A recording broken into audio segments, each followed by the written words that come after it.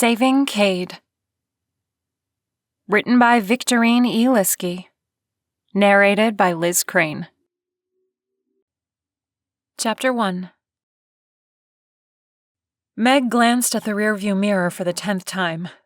Why was she so jumpy? Travis wouldn't even be home for another hour. He was out with the guys again. If he came home drunk again, he might not even notice until tomorrow that she'd packed her clothes and left him. She touched the bruise on her cheek. Things with Travis had gotten worse lately. Leaving was a rash decision, but she felt good about it. At least, she would feel good about leaving after she put a few states between them. This highway was dark and creepy. Maybe that's why she couldn't get her nerves under control. Some music might help. She clicked on the radio. On the lookout for an escaped convict. He was last seen on Highway 35 heading toward Greenville in a blue Honda Civic. Cade McMillan is a convicted murderer, and the authorities consider him to be armed and dangerous. He is 5'11" with brown hair and a tattoo of a dagger on his left wrist. She clicked the radio off again. Great. Just what she needed. Another reason to see things in the dark shadows of the cornfields. Meg bounced her leg as she tried not to concern herself with the escaped convict. She'd passed Greenville 30 minutes ago, so she was ahead of the killer. No reason she should worry. Something white flashed in the dark, and she slammed on her brakes. A deer skittered across the road. Meg's heart raced as she waited for the deer to clear the road before pressing the gas. Was the universe trying to give her a heart attack? What she needed was a good, upbeat song to sing. She pushed in her favorite pop CD and cranked up the volume. She tapped the steering wheel and sang along. It was helping her to ignore the creepy feeling crawling up her spine. Music always helped her. It was like salve to her soul. Travis wouldn't call the cops on her, would he? Technically, the Mustang was in his name only. He could come after her for it. But she was hoping he wouldn't, since she left everything else except her clothes, her ukulele, and a tattered box of household items. She'd even left her ring on his pillow. Her car made a noise, and she looked down at the gas meter. Empty? Now? She was still miles away from the next town. Crud! Why hadn't she filled up when she passed through Greenville? The thought of running out of gas in the middle of nowhere was terrifying. Meg crossed her fingers and started coasting down each hill. Maybe that would make her gas go a little farther. The next song came on and she put her heart into singing along, doing her best to dance while buckled into the driver's seat. No one was around on this deserted highway. She could act as silly as she wanted, and it took her mind off the empty tank. When she rounded the corner to Huntington, she sighed with relief. A gas station sat on the right side of the highway. She pulled up to the pump and stopped the car. She ran inside to prepay in cash. She couldn't use a credit card. She didn't want Travis finding her. He'd be madder than a wet cat on Sunday. A TV in the corner of the store played a late-night comedy show. The man behind the counter looked annoyed that she'd interrupted. He took her cash. Which pump? She tried to look out the window, but didn't have a good view of the parking lot. She had to take several steps to see. Pump 2? He punched something into his machine, waited for it to print, then handed her a receipt. Have a good one. Thanks. She walked back outside and filled her tank. The creepy feeling came back, and she glanced around the parking lot. A couple of cars sat on the dark side of the convenience store. She didn't see anyone around. Still, she'd be glad when she was back on the road. She replaced the nozzle and turned to get into her car. Rough hands grabbed her, covering her mouth, cutting off her startled scream. Give me your money and you won't get hurt. The man's breath, hot on her cheek, stunk like stale beer and cigarettes. Terror ripped through her and she struggled against him. The man released her mouth to hold her arms down. Now she was pinned to him. Really? You're holding my arms. How am I going to give you money? Didn't really think this through, did ya? She cringed. When she got scared, the sarcasm flew out like vomit. Shut up! The man covered her mouth again, and she wriggled until she had one arm free. Her father had taught her a little bit about self-defense when she was a kid. Not that her father was any expert. He took one class in the 90s and thought he was Jackie Chan. She shoved her elbow in his ribs and his grip loosened. She turned and jammed her knee in his groin. That was her dad's if all else fails move. It worked. His eyes bulged and he grunted and doubled over. His brown, dirty hair hung past his shoulders. Brown hair, just like the escaped convict. Meg turned to run into the safety of the store, but the man hit her from behind, knocking her to the pavement. She struggled to breathe. The man pressed down on her. Gravel bit into her already bruised cheek. Now you're going to pay, he said, his voice low. Her heart beat wildly in her chest. Shouldn't you be running? The police are looking for you. Heard it on the radio. She cringed. She really shouldn't be egging on a murderer. The man yanked her hair. Tears stung her eyes. She tried to get free, but only succeeded in scraping the skin off her elbow. She prayed the man behind the counter would tear his gaze away from the television and look outside. Something moved in her peripheral vision. The man's weight suddenly lifted. Meg rolled over to see another man hit her attacker in the face. He wore a plaid shirt and cowboy boots. Relief flooded through her. She scrambled backward, crab-walking until her shoulder hit a car in the parking lot. Her attacker pulled a knife on the cowboy, and they circled each other, crouched low. The cowboy motioned to her. Run! She hopped up and ran around the car, which she now noticed was a blue Honda Civic. Great, just like they said on the radio. Why didn't she notice that before? Her attacker swung the knife. It only caught air. The cowboy responded by throwing a punch. Meg couldn't help but notice the muscles on him. Nice. He was fighting for his life, and she was staring at his muscles. Meg glanced at the store. Why wasn't the guy in there calling the cops? The thug swung the knife again, and it sliced through the cowboy's chest. No! She yelled. The cowboy doubled over. Her attacker stepped back. He gave her an angry glare.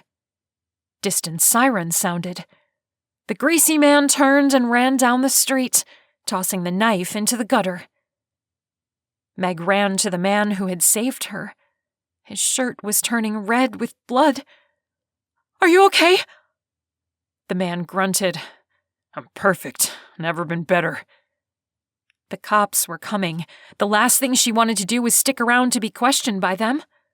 A police report would lead Travis right to her. The man would be fine. The police would take him to the hospital. I have to go. Take me with you. What? No. What was wrong with him? Was he crazy? The sound of the sirens grew louder. She had to get out of there. She ran to her car and got in the driver's seat. Her passenger door opened and the cowboy slid in, his hand pressing on his wound. He slammed the door. Blood stained his fingers red. What are you doing? Meg asked, her voice high-pitched. Please, just give me a ride to the next town. Meg didn't have any time to argue. The police lights were already bouncing off the windows of the nearby residential homes. She slammed the car into gear and pulled out onto the highway. She watched in her rearview mirror as 2 cop cars pulled into the gas station and stopped. She sighed with relief as she sped down the highway. No one following her. She swallowed and looked at the man who had saved her. Thanks for getting that creep off me back there. The man didn't say anything, and that's when she noticed it. Her throat went dry as she stared at the small tattoo on his left wrist. A dagger. Chapter 2. Cade saw the woman look at his wrist. Her eyes widened and her face drained of color. She knew who he was. This day was going from bad to worse. He swallowed. Listen, I'm not going to hurt you. I just needed to get out of there. If you can take me to the next town, I'll find another ride. Her gaze traveled over him. Another ride? She snorted. Right, you mean you're going to kidnap some other woman? She pinched her lips together like she hadn't meant to talk. I didn't kidnap you. The pain in his chest made his eyes water and his head dizzy. He could tell the cut was long, but hopefully wasn't too deep. Well, you got in my car when I said no, so it's not like we're two consenting adults going for a midnight drive. His gaze snapped to hers. Consenting? What? Are you implying something? She scoffed. I'm implying that it's kidnapping when you're a criminal. He eyed her. You were in a pretty big hurry to get away from those cops back there for being just a concerned citizen. Her face blanched again. That's not your concern. I think it is. The last thing I need right now are the cops after us. Then maybe you shouldn't have jumped into my car against my will. I saved you, lady. His chest stung and he winced. She had the decency to look guilty. Yeah. Thanks. You're welcome. He pulled his hand back to check on his wound, still bleeding. He pressed it back again, harder this time. What was he thinking? He should have left well enough alone. But even as he cursed himself for getting involved, he knew he couldn't walk away from a man attacking a woman. He wasn't like that. The woman shifted in her seat. How bad is it? I don't know. Not too bad. I'll live. He hoped. How long are you going to force me to drive you? Jeez, lady, I'm not forcing anything on you. Just drop me off at the next town. I'll even pay you. You can be my Uber. She snorted. Your Uber? Are you kidding? You hopped into my car without my consent, right? I know about your non-consensual thing. Sorry, it's not like I had much of a choice. She glared at him. You could have given yourself up to the cops. And what about you? Why didn't you want the cops to find you there? She pinched her lips together in a tight line. That's what I thought. He laid his head back on the headrest. Well, I didn't murder anyone. Right. Of course that's what she thinks. It's what everyone thought. Neither did I, he said under his breath. After a moment of silence, he motioned to the trash bag of clothes in the back seat. You moving somewhere? She narrowed her eyes at him. You're making conversation? With the woman you're kidnapping? Oh, for Pete's sake, never mind. I'll just shut up. Good. He couldn't wait to get out of the car. How far is the next town? The actual next town? 10 miles. Okay, just drop me off there. Bend? You're going to get out at Bend, population 5. What are you going to do? Steal a tractor to make your big getaway? You know those things go like 15 miles per hour tops. Cade couldn't help it. He chuckled at her. You're hilarious. Yeah, a real late-night comedian. She rolled her eyes. You can't get out at Bend. They don't even have a drugstore. All I need is a Western Union. Her eyes grew wide. You're going to hold up a Western Union? He frowned. That's what he was to her. A criminal. No. The woman rubbed her forehead. I can't believe I'm asking this, but what's your big plan? Cade didn't want to tell her his plan. It was stupid anyway. He'd probably get caught and tossed back into prison. Look, despite what the cops think, I didn't kill anyone. I sell real estate.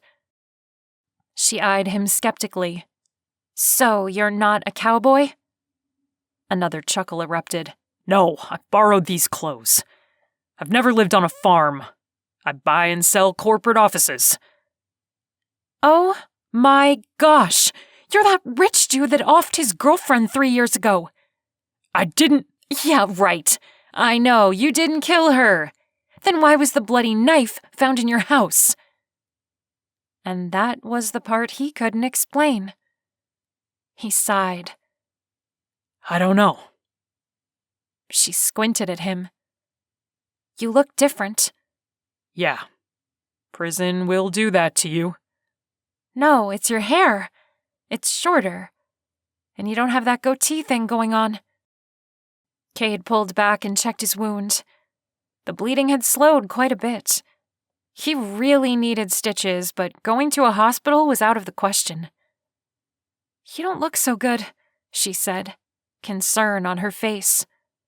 I wonder why. Oh yeah, maybe it's the knife that sliced across my chest as I saved you.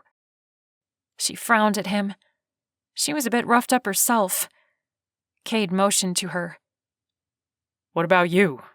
Your elbow looks pretty bad and you have a nasty bruise forming on your cheek. Her hand quickly rose to her face. I'm fine. Do you have some ointment for your scrape? She squinted at him. Ointment? Are you crazy? I'm living out of my car. Great. How was he supposed to know that? He felt even more terrible for involving this woman. He laid his head back and closed his eyes. Sorry. They were silent for a while before the woman spoke. Here's Bend. She slowed the car and Cade held in a groan. The woman was right. The town was tiny. A few side streets and one bar. The bar had a bright Bud Light sign in the window. She pulled into the empty parking lot of the bar. Okay, what's your big plan now? I don't know. I'll go in and call my brother, I guess. The woman scrutinized him. You really didn't stab that girl? He looked over at her. Would she believe him? She seemed like she wanted the truth. He shook his head. No, I swear I didn't harm her. I loved her. His voice cracked with emotion, and he swallowed down the lump in his throat. She motioned to his chest. You want me to put some duct tape on that cut? It might hold it together to help it heal.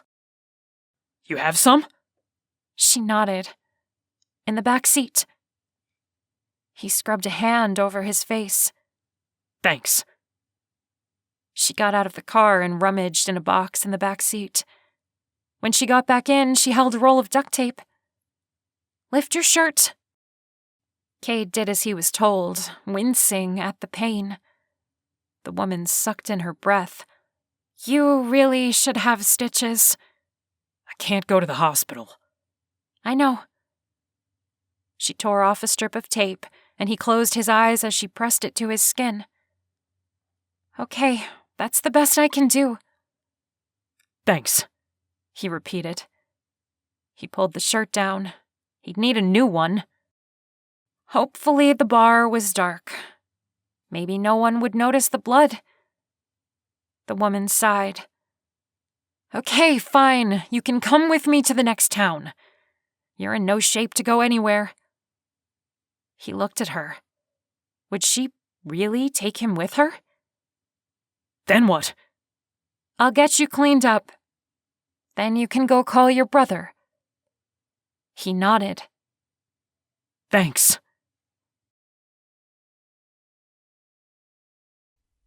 Chapter 3. Meg pulled out of the parking lot and back onto the highway, her hands shaking. What was she doing? Aiding a criminal? Was she insane? Taking off with Travis's car was probably dumb, but keeping real estate tycoon Cade McMillan with her? That just made her the queen of stupid. She was crazy. There was no doubt about it, but he'd saved her. He was injured because of her. and for some stupid reason, she believed that he didn't murder his girlfriend. She let out a snort. Right. Don't all killers say they are innocent? She knew nothing about the man except he was super rich and lived in Omaha. Still, her mind kept coming back to the fact that he had put his life in danger to save her from that disgusting man. And there was nothing in Bend.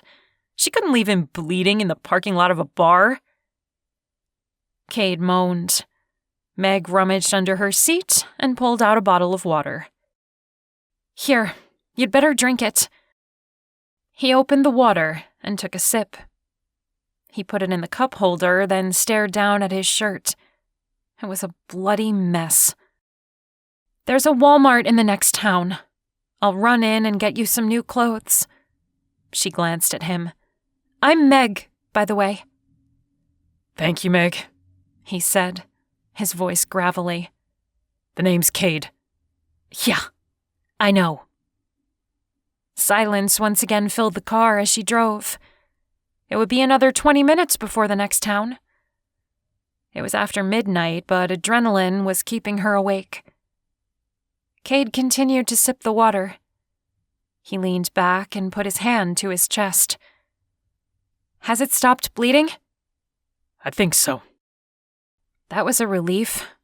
She didn't want to think about what might happen if he bled out in her car. Stupid. Why didn't she let him walk into that bar? Oh yeah, because she knew he would get picked up by the cops. And she felt bad he was injured because of her.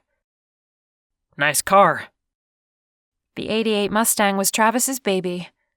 If he did call the cops, it would only be to get his precious car back. Thanks. Stolen? She jerked her head toward him. How did he know? But when she saw the expression on his face, she realized he was just fishing around, and she'd reacted. No, she said, her voice flat. Right. Cade didn't believe her, but she couldn't get mad at him. She'd taken Travis's car. She was pretty much a car thief. So, what happened? She wanted to tell him it was none of his business, but for some reason, she felt the need to get validation for what she did. I got tired of being his punching bag. Cade's grip on his water bottle tightened and it made a crinkling sound. Your boyfriend hit you? She bit her bottom lip. Husband. Well, ex-husband. Why was it so hard to admit?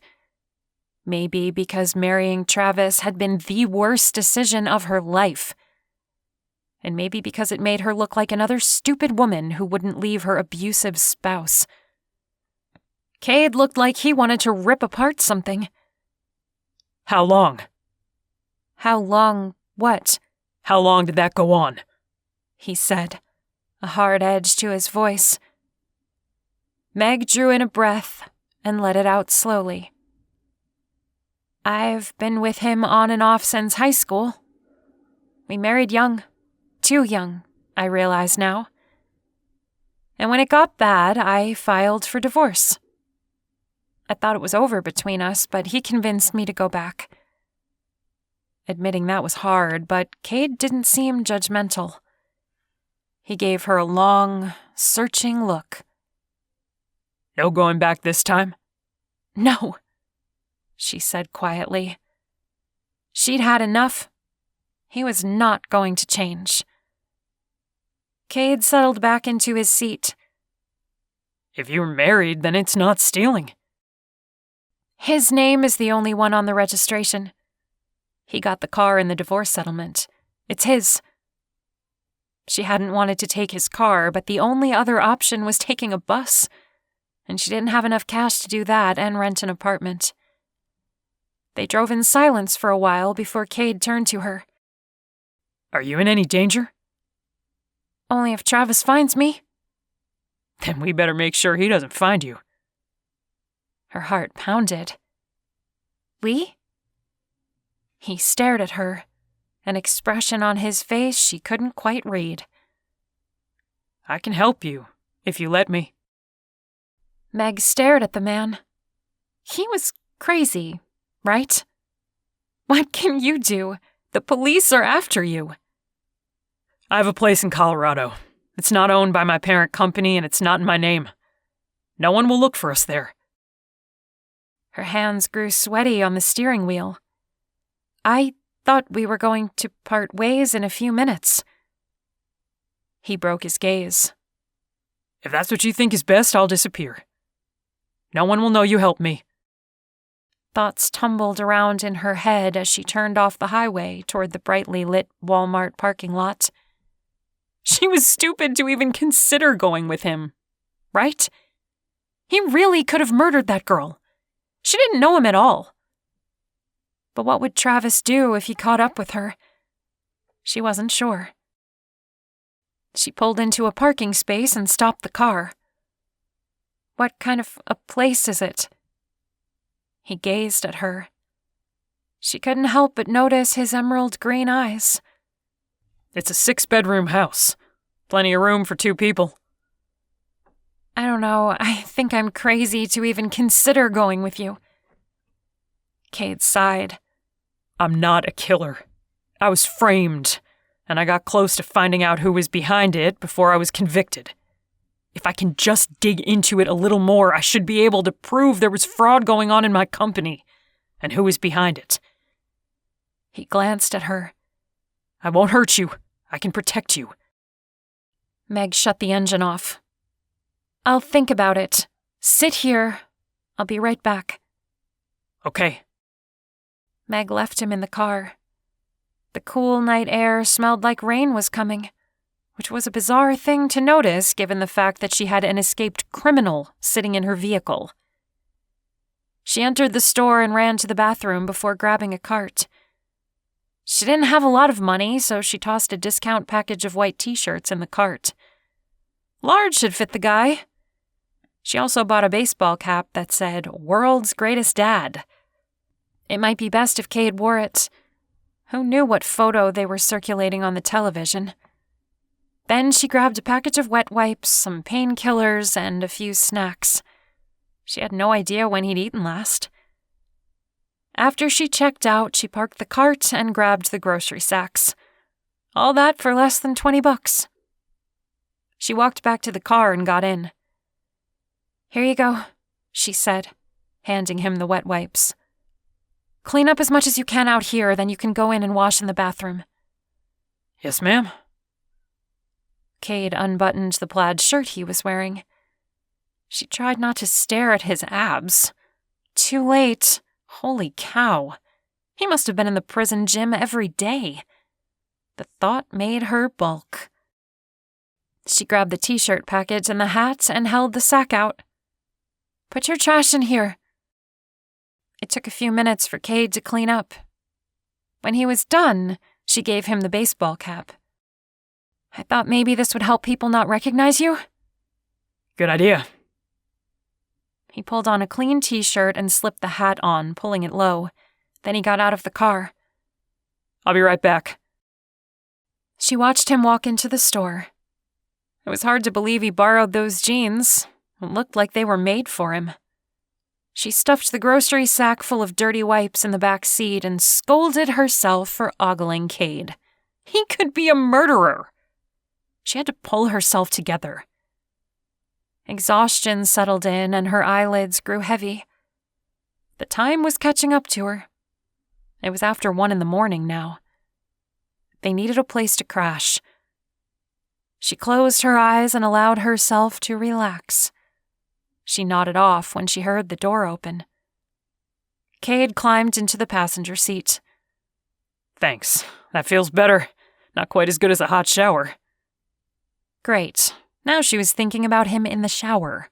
So not where her mind should be. "We need to find a place to sleep." What have you decided? Meg rubbed her thumb on the palm of her hand.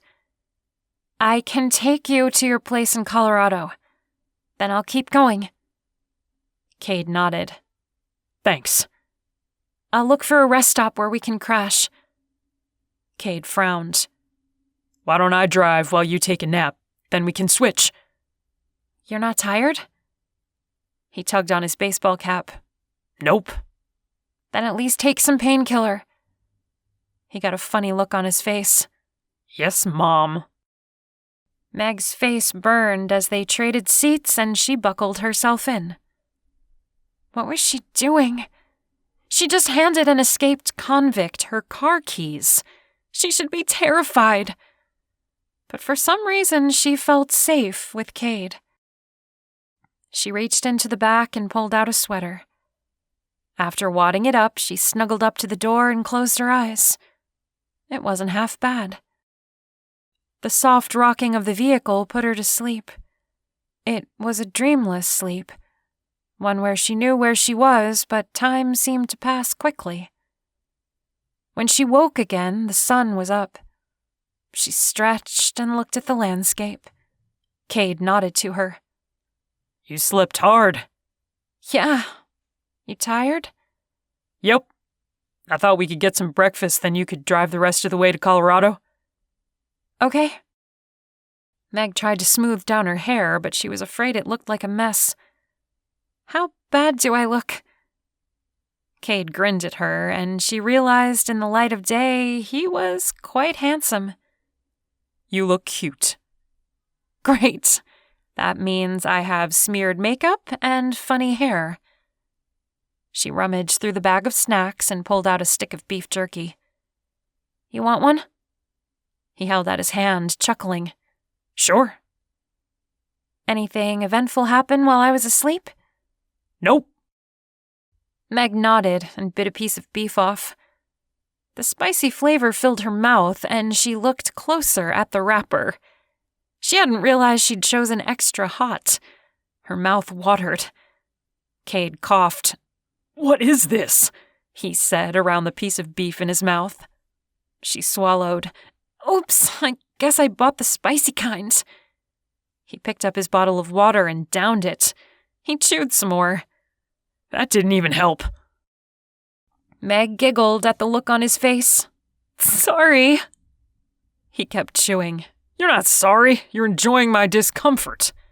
You do look like you are trying to eat a fresh pepper. He swallowed and made a face. What else did you buy? Pringles? Yeah, give me some of those. She grinned and opened the cylinder-shaped container. Coming right up. Cade crammed a handful into his mouth. She laughed at him.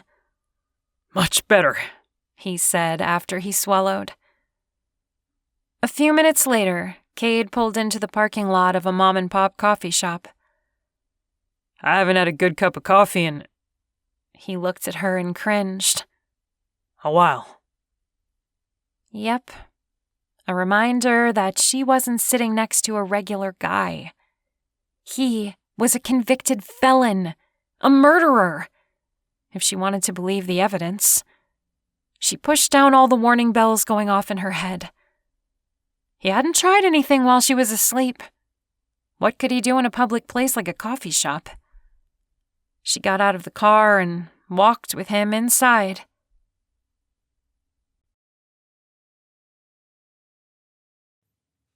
Chapter 4. Cade pulled out a chair and slid into it, gripping his coffee like a lifeline. This was the good stuff. He'd missed it. Meg sat opposite him, staring at her croissant. You okay? She raised her gaze. That woman behind the counter asked me if I needed help getting away from you. What?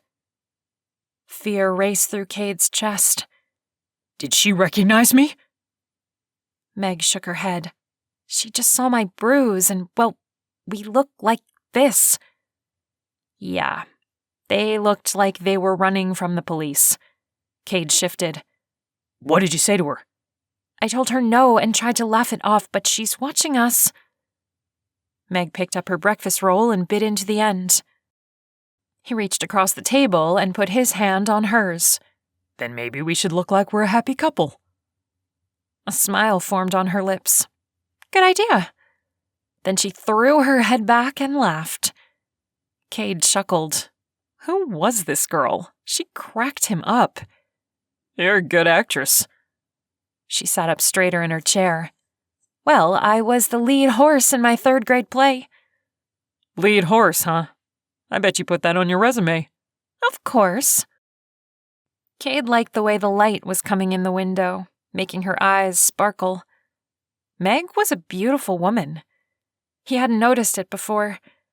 Hers was a small-town, girl-next-door kind of pretty, not movie star hot. Maybe that's why he didn't see it yesterday. Or maybe because he was bleeding and trying to get away from the cops. He reached out and cupped her cheek, sobering. Does it hurt? She glanced at the woman taking orders. Only a little. Anger surged in him for what her ex did to her. Cade ran the pad of his thumb down her skin lightly. I won't let him hurt you again. A wariness entered her gaze. Thanks. He lowered his hand. He hoped her low-life ex-husband wouldn't come after her. He didn't think he could restrain himself if the guy showed up. Then he really would deserve to be in prison. Cade shook his head and took a sip of coffee. So, what do you do? For a living? She snorted. I used to work for an insurance company. Just answering phones and filing things. She glanced at the clock. They'll be wondering where I am in a few minutes. Did you enjoy it? She made a face, her nose crinkling up. Not really. Well, this can be a new start for you. What would you like to do, if you could do anything? Meg's cheeks colored, and she shrugged. Nothing. I'll probably go find a temp agency somewhere. She brought her cup to her lips. A tall man entered the coffee shop, making the bell on the door ring. He nodded as they passed by their table. Cade pulled his hat down lower and turned back to Meg. No, really? What would you want to do? I'm talking dream job here. Meg shifted in her seat. It's silly. I'm sure it's not. Yeah, it really is. She frowned. Tell me and I'll decide. He picked up his breakfast burrito and bit into it. It was a simple egg and sausage wrap, but it tasted like heaven to him. I want to be a singer. She laughed at her own statement. But that's so stupid, isn't it? He could tell she was embarrassed. No, it's not. What kind of music do you sing? She picked up her napkin and twisted it around her finger. Just regular stuff. Pop songs, mostly. Music soothes my soul. It's gotten me through some tough times. Do you know how to play any instruments? I taught myself how to play the piano when I was a kid. Then I taught myself the clarinet and the guitar. I had to sell my guitar when money was tight, but I have this little ukulele that my dad bought me when I was 12. I've gotten used to playing and singing with it. That's cool. She looked down at her plate. Yeah, well, singing won't pay the bills. Maybe not right away, but you could work a day job and do some singing gigs in your spare time. Or start a YouTube channel. A lot of singers are being discovered that way now. She reached out and patted his hand. Her skin sent warmth up his arm. Thanks for not making fun of me. Cade clenched his hand. Is that what your husband did? Make fun of your dream? She lowered her gaze. She didn't answer, but she didn't have to. Heat crept up his back. He was beginning to really hate this Travis guy. You finished? He asked, his voice husky. Yes. She stood and pushed in her chair. I'm going to use the restroom, then we can head out. Cade nodded and watched as she crossed the coffee shop. He liked the woman. Trouble was, he couldn't get involved with anyone right now.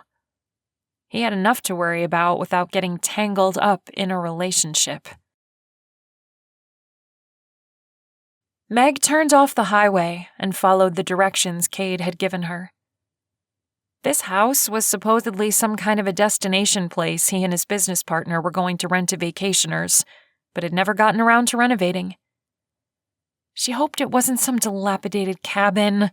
She'd seen too many cabin in the woods movies to care to stay in one.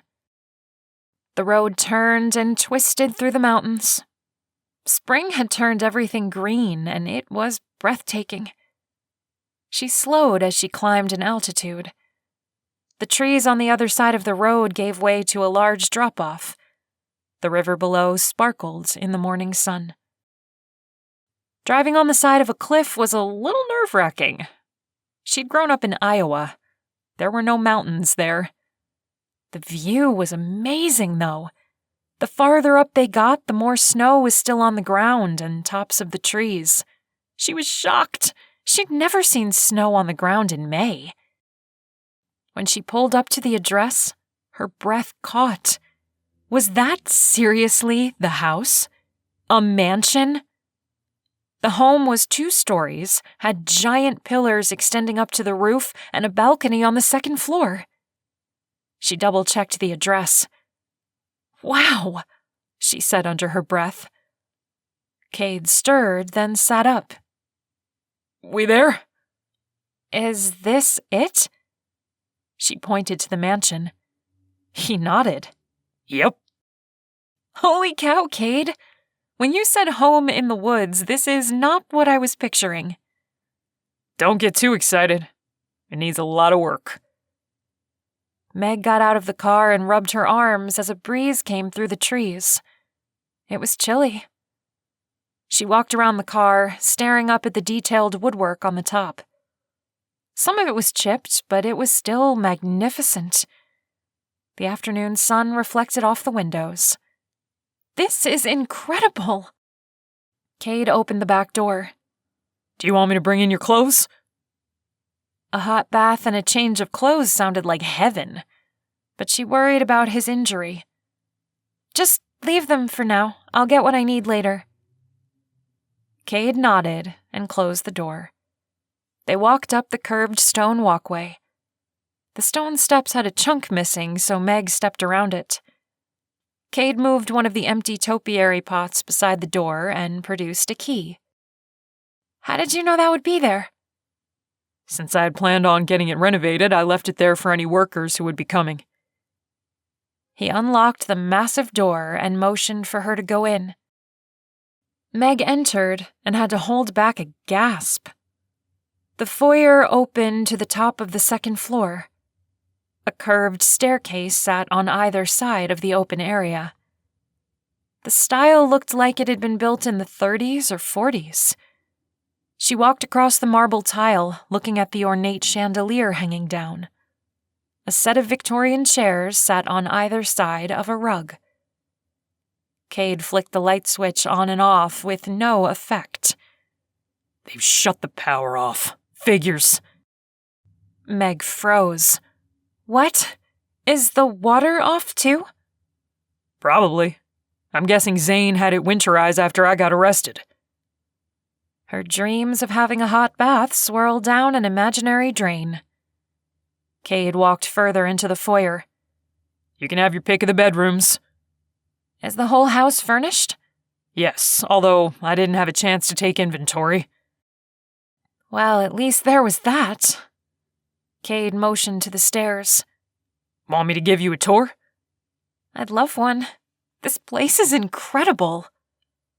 Her voice echoed in the enormous space. Cade smiled at her. "I thought so too."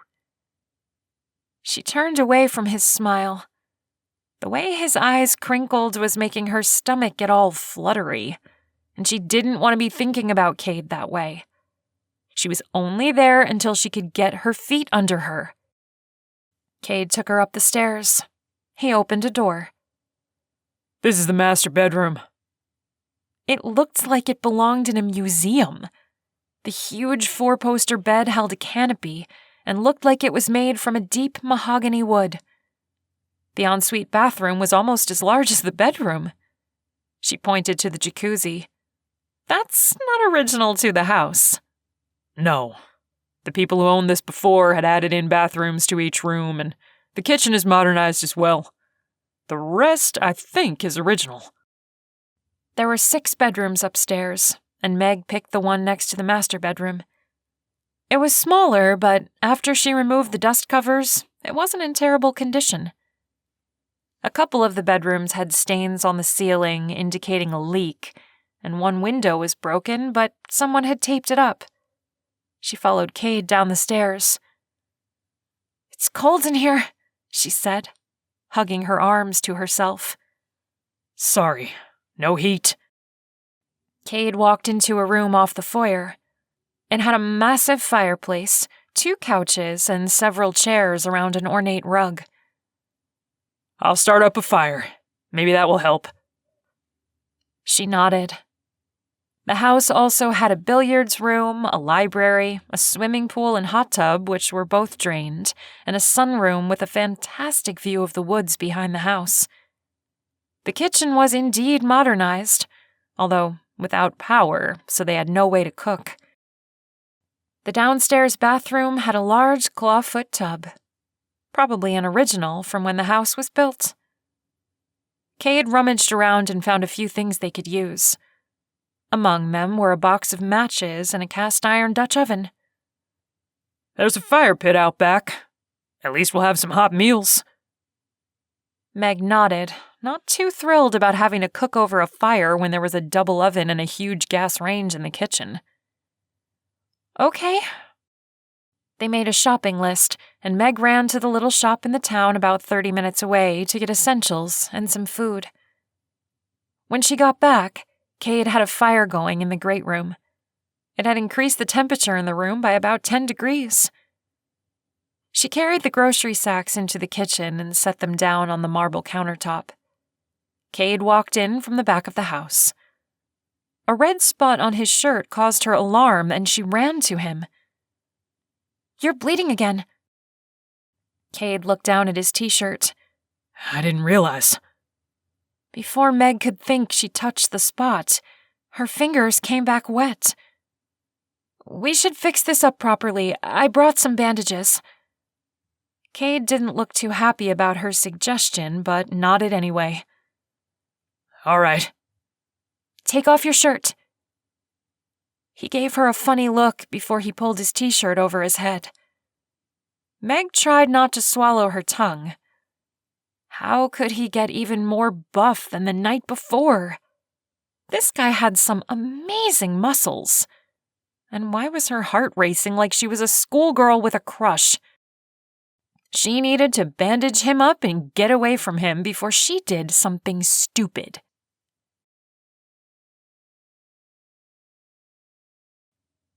Chapter 5.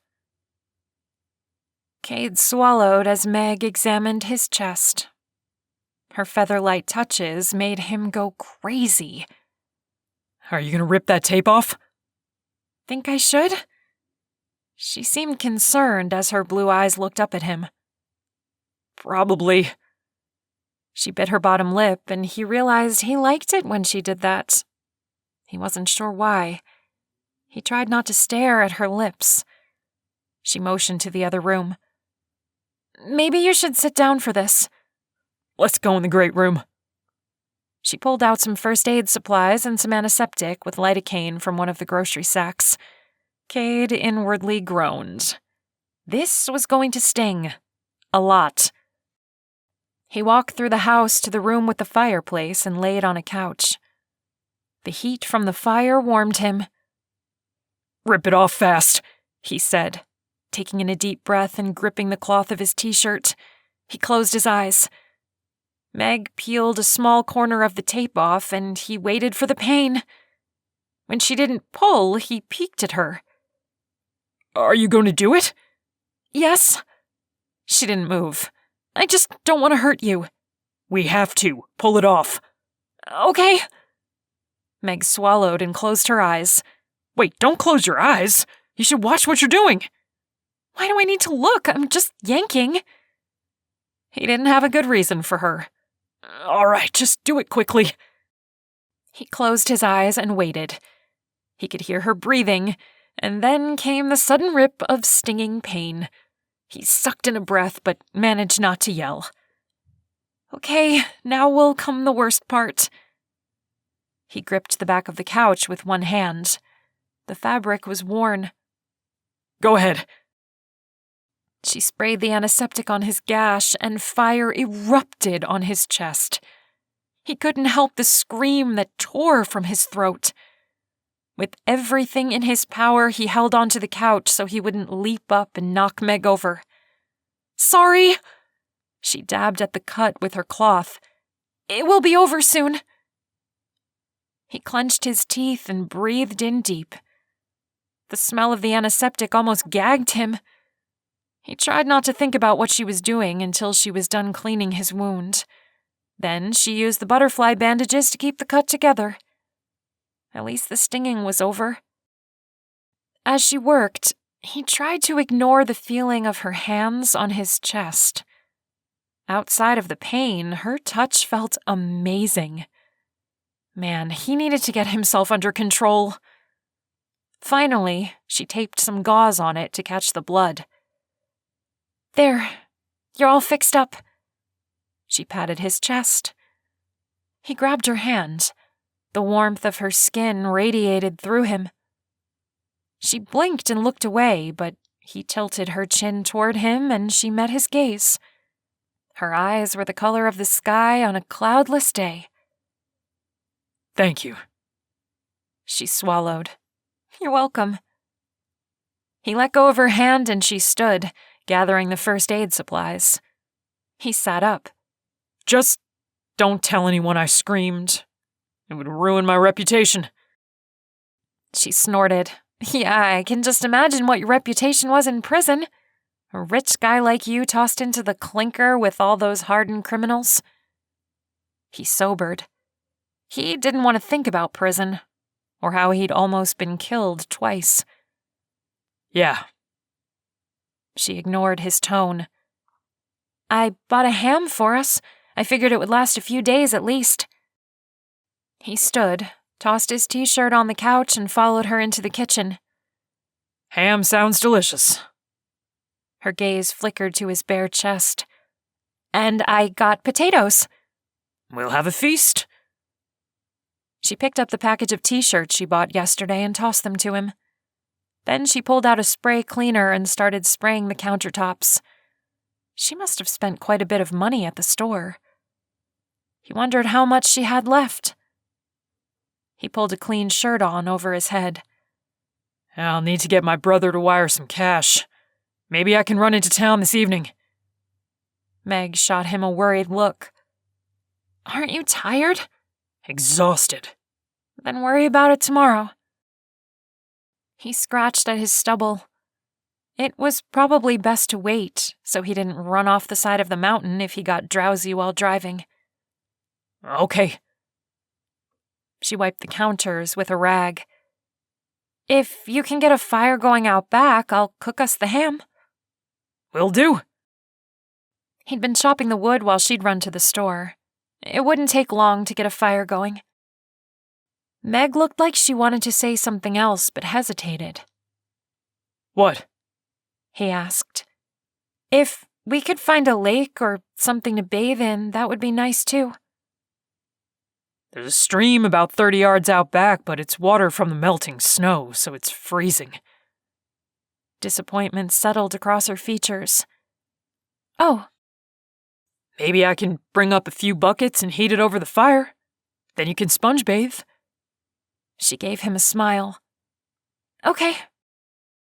He liked it when she smiled, but he pushed that thought out of his head. He couldn't be making any moves on Meg. She'd just come out of a terrible relationship. She was in no place to start anything new. Plus, his life was a complete mess right now. He walked through the screen door. It was one of those old ones without a door closer, just a chain and a spring, so it slammed shut. The fresh smell of pine trees greeted him. He reached down and picked up the axe. It had been left outside, propped up against the house, and the wooden handle was rough. It looked like the axe head could pop off any second. At least it held while he'd chopped wood earlier. He grabbed another log and set it on the chopping stump. He'd sleep well tonight. He was so tired he almost couldn't lift the axe. As he got into a rhythm of chopping and lifting, his mind wandered to his brother, Nicholas, his biggest support system. He probably shouldn't forget Zane, too, his childhood best friend. Having Nicholas and Zane on his side was important to Cade. Nicholas and Zane had gone through a lot together.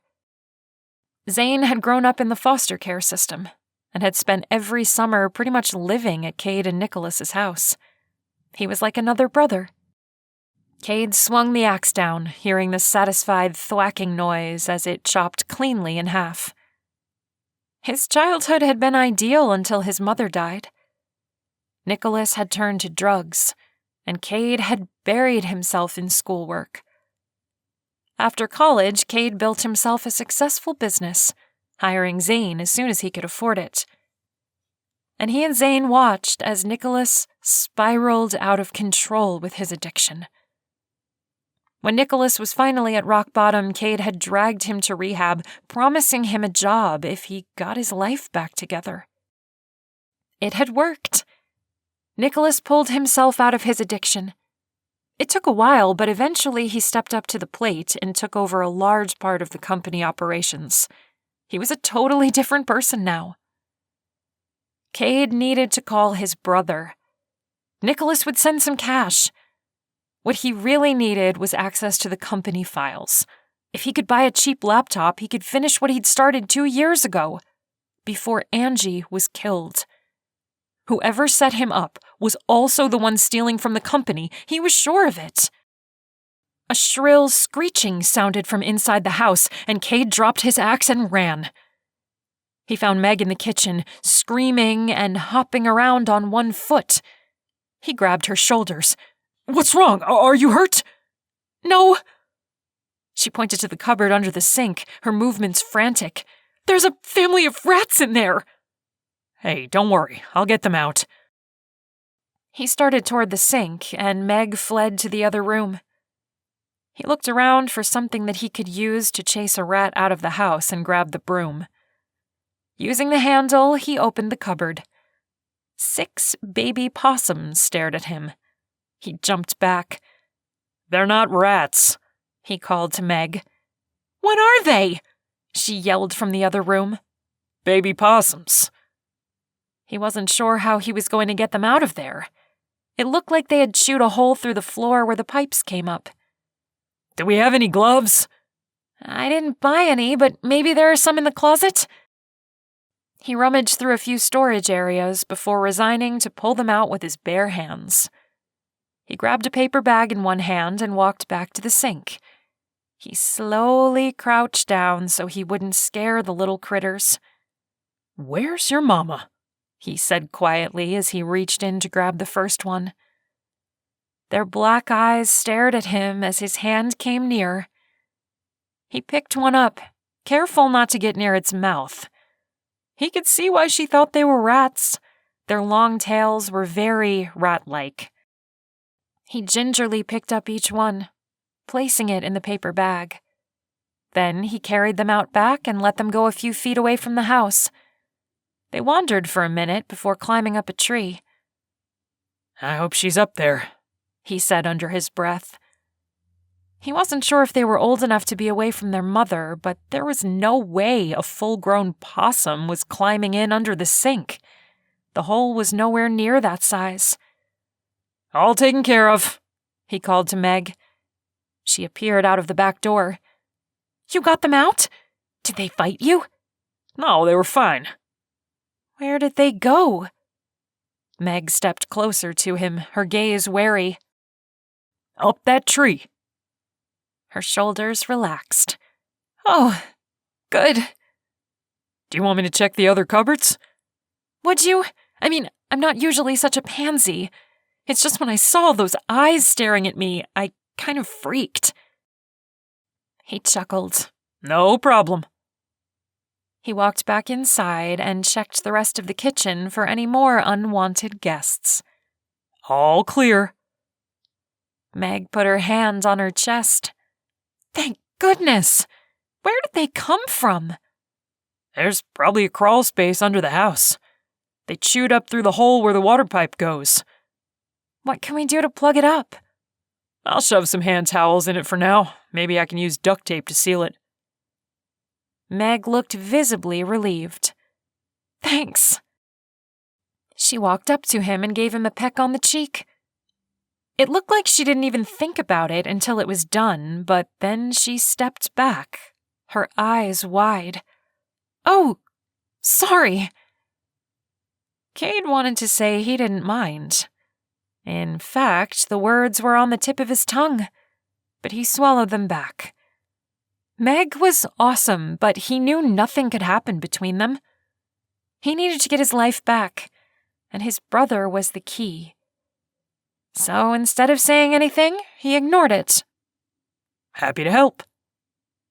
He went back outside to continue chopping the wood. Chapter 6. Meg's heart raced. She'd kissed him. What was she thinking? It was only on the cheek, but what was wrong with her? He was an escaped prisoner, maybe even a murderer. Why was she getting all chummy with him? Why was she even there at all? She should just take the car and leave. But the thought of sleeping somewhere in Travis's car wasn't appealing. Here, she'd at least have a bed.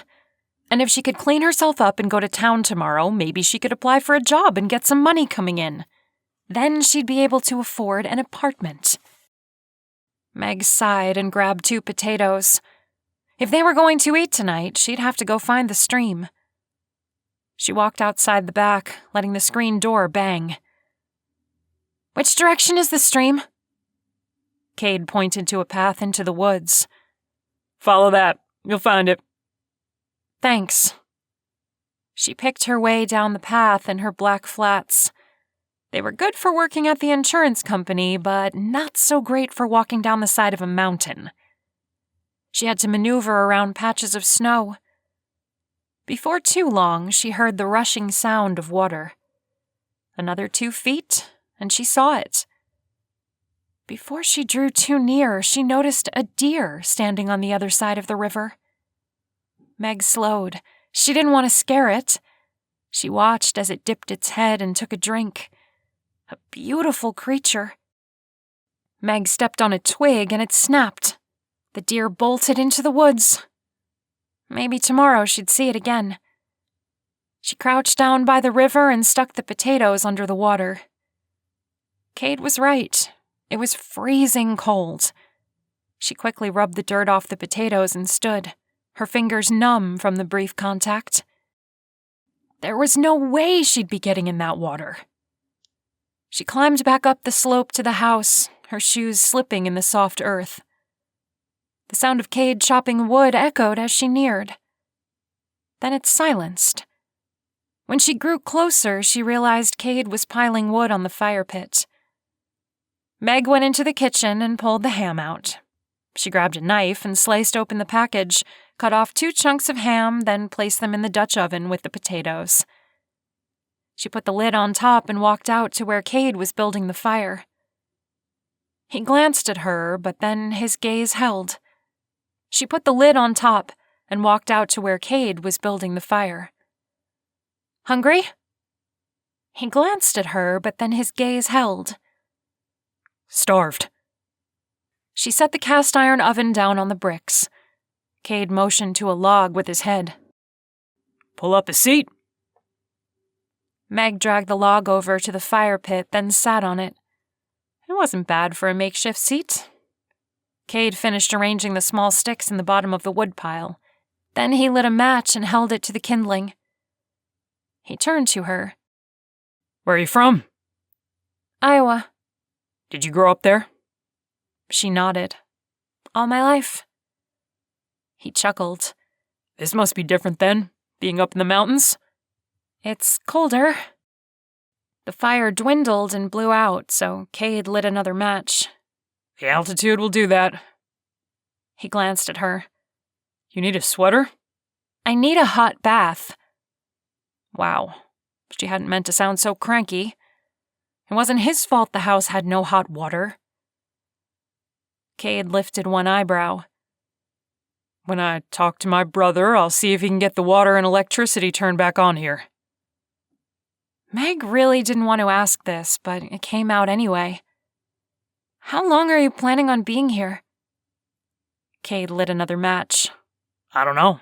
I need to dig into some things. Find out who had a motive to put me behind bars. Meg eyed him. You think this is about you and not your girlfriend? I had a lot of time to think about it over the past 2 years. I was investigating some missing money when she was killed. Obviously, getting put behind bars stopped that. And then, in prison, I was attacked. Twice. It was too much to be a coincidence. I think someone was trying to get me killed. Were you hurt? Cade lifted his shirt on his left side and showed her a scar. The first time he got me. He put his shirt down. The second time I got him. He flexed his hand, his muscles bulging, the tattoo of the dagger standing out against his skin. Meg's chest constricted. Had he killed the other prisoner? She swallowed back that question. I'm glad you didn't get seriously hurt. Me too. She stared at the tattoo. It didn't fit his businessman personality at all. Before she could stop herself, she blurted out, Did you get the tattoo in prison? Cade stared at her for a second before he shook his head. No. His gaze fell to his wrist. That was a drunk college kid decision. Meg didn't know what to say to that. She changed the subject. So, your brother knows we're here? Not yet. She rubbed a thumb against her palm. She didn't know Cade or his brother. Would he get mad at her if she insinuated he should be careful? She watched as the fire grew, licking the wooden logs. Then the words just came out. Maybe you shouldn't tell him. Cade snapped his gaze at her. Why not? Just to be safe. Cade stared at her a long time before he stood, grabbed a log and sat it next to her. He's my brother. He wouldn't... His voice broke off. I know, but if his phone is tapped or something... The words sounded stupid to her ears, but she couldn't help it. He was an escaped convict. Surely the police would monitor calls to his brother. Cade shrugged. I suppose you're right. But if I don't call my brother, I can't get any money wired to me. I could apply for a job in town. You'd stay here without power? She couldn't help but crack a smile. If you can figure out how to get me a hot bath, I'd be much more employable. I'm starting to smell ripe. Cade laughed and leaned over to her. Not to me. He said it jokingly, but then he sobered, and her breath caught.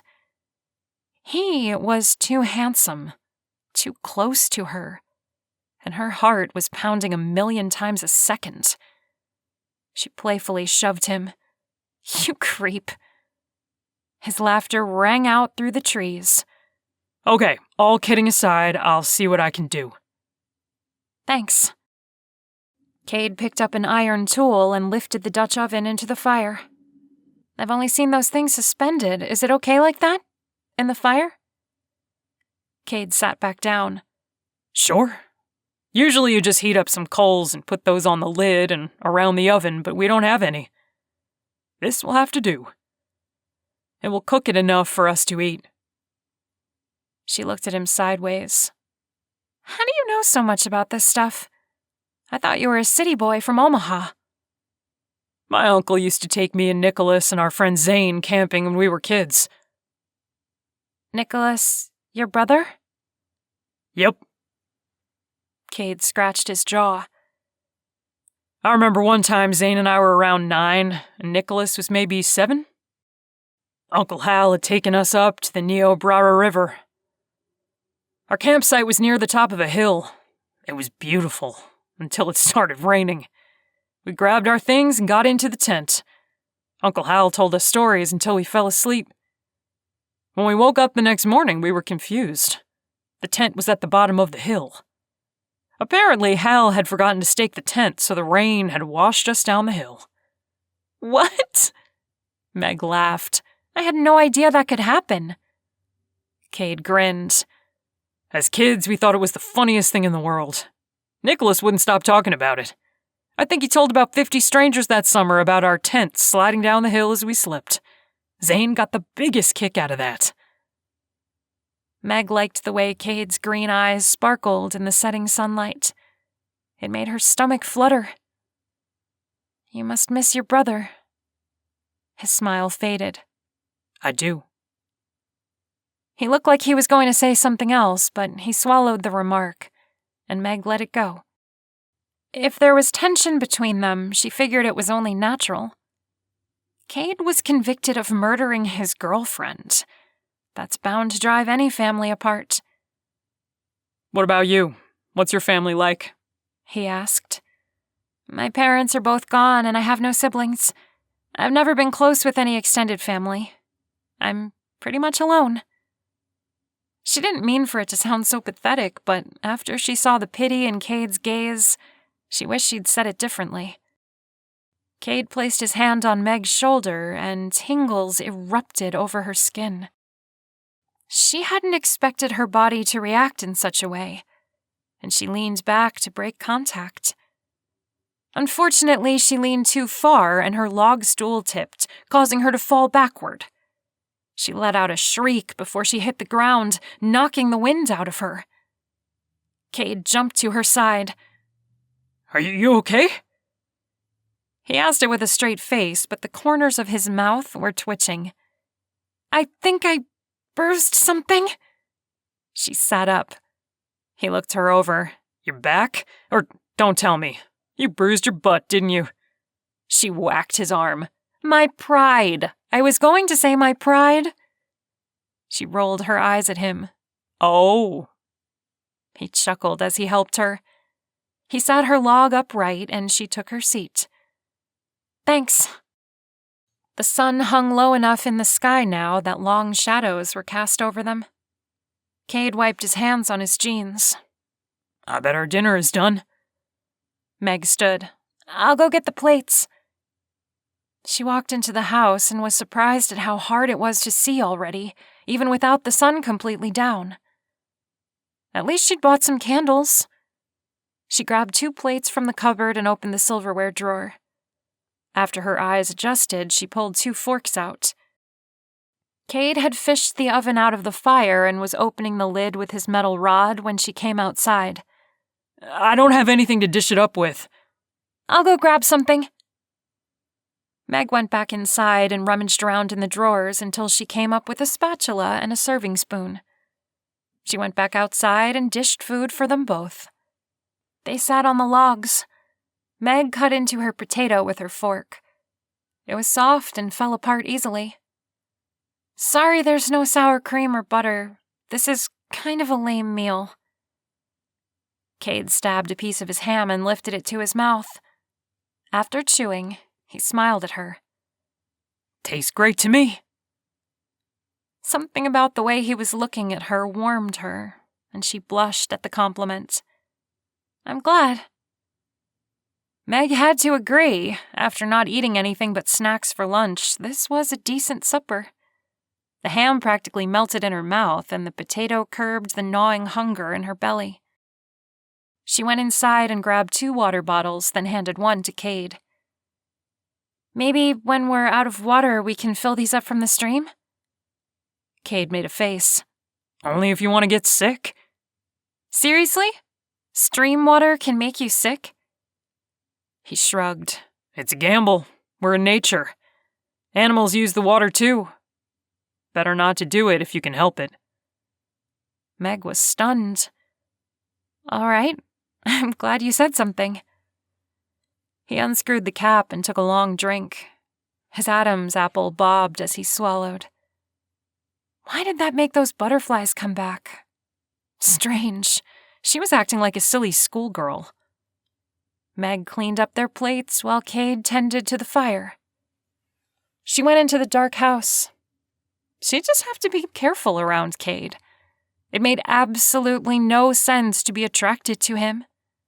She should tattoo a big off-limits sign on his forehead. Chapter 7. Cade stepped into the kitchen.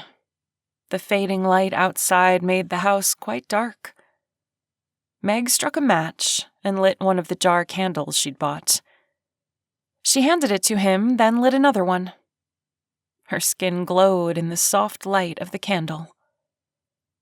She turned to him.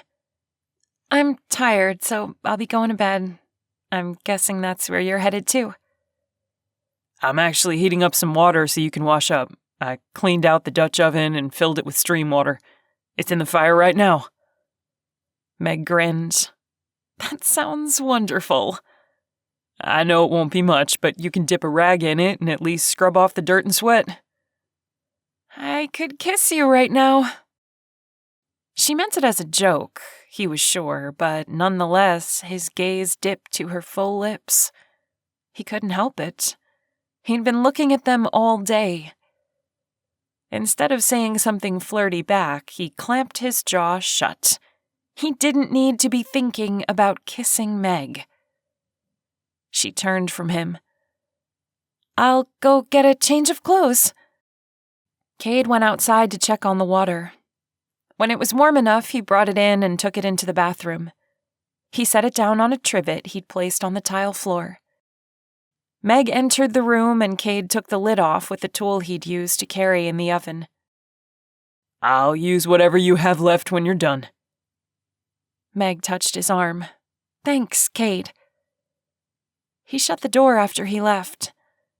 The sun was completely down now, and the darkness was kind of creepy. His little jar candle didn't produce much light. The house was also quite cold now.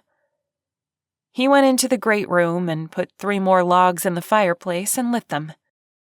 He sat down to enjoy the warmth and listen to the crackling of the wood. Meg joined him a few minutes later. "Oh, good. You got the fire going again. It's freezing in here." Hopefully it wasn't too uncomfortable while you were washing up. "It was fine." She sat next to him. "But you might want to hurry. I'm not sure how warm that water is anymore. I left the soap I bought in there." Okay. Cade got up from the couch, his muscles complaining to him about having to move again. His body wanted to drift off to sleep. But it would be good to be clean. He took his jar candle and walked through the house to the bathroom. The tile floor was original, as was the beautiful clawfoot bathtub. He set the candle down on the floor. After sponge bathing, he had to put his clothes back on. He'd have to wash them in the stream tomorrow. His eyelids were heavy by the time he'd finished and dumped the water down the drain. He picked up his candle and walked back through the house to the great room. He chuckled at the sight of Meg sitting on the floor in front of the fire amongst a massive pile of blankets and pillows. Warm enough now? She gave him a sheepish smile. "Sorry, they were in the closet and I was cold." She patted the blanket pile beside her. "There's room if you want to join me." Cade plopped down, surprised at how soft the blankets were. "This is quite comfortable." "I think these are new. One was still in the package, and I can put another log on the fire if you think we'll stay in here for a while." He shrugged. "Might as well." He leaned back down and shoved a pillow under his head while Meg opened the metal fireplace door. "So you're not really a camper. What did you like to do growing up?" he asked.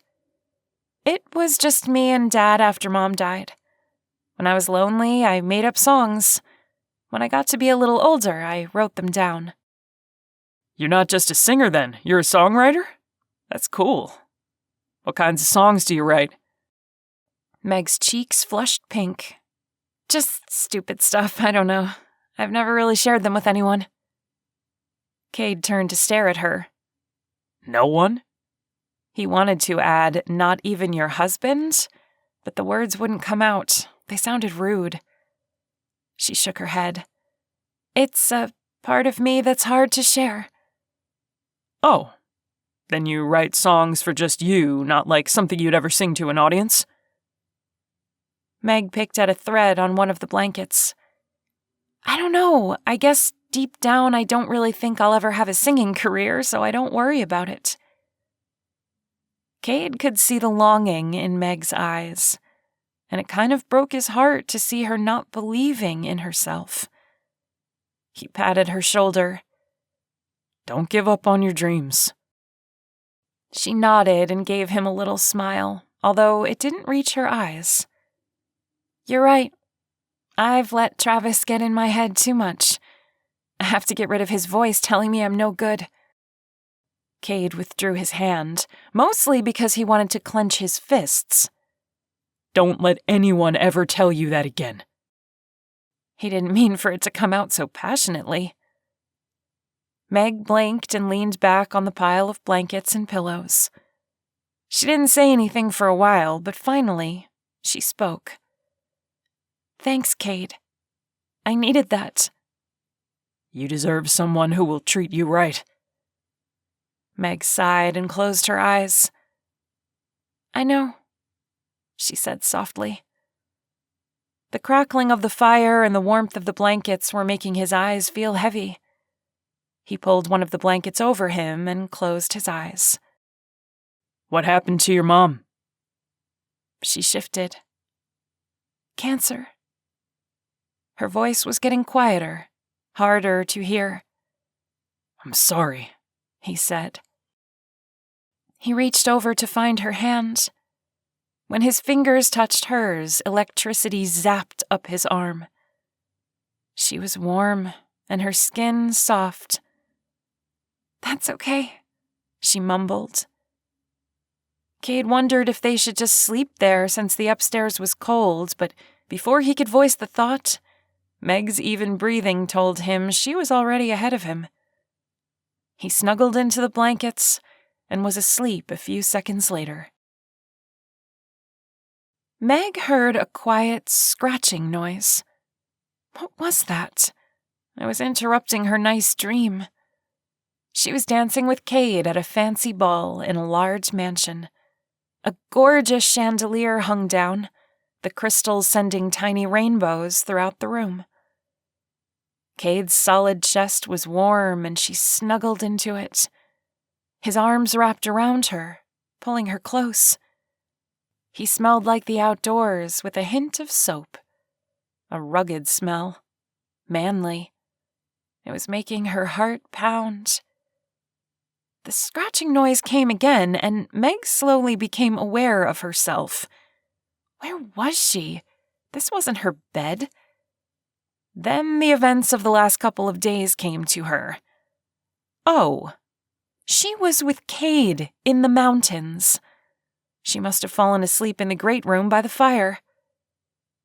She opened her eyes and realized the warmth she was feeling was Cade.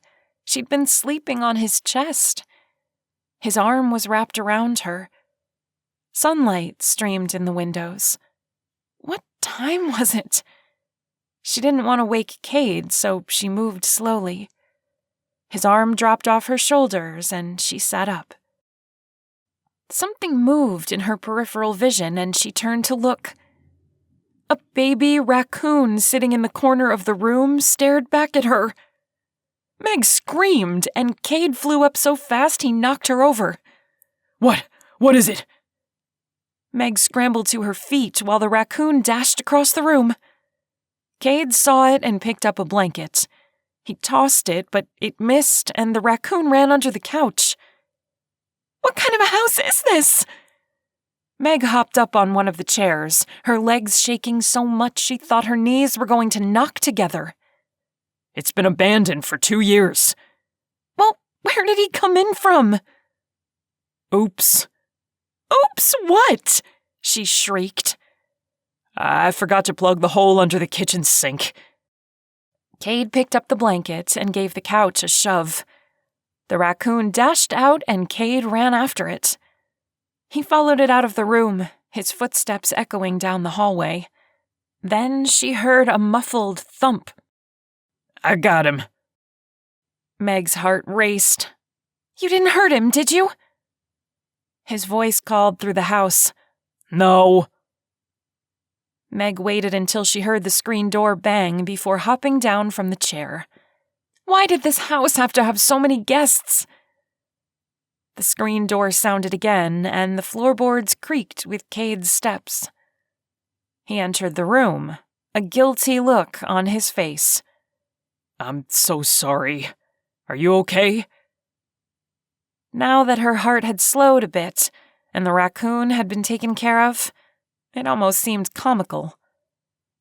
I'm fine. Just startled me is all. She waved her hand in front of her face as if that would make her calm down.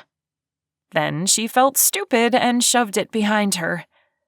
Startled you? I awoke to hysterical screaming.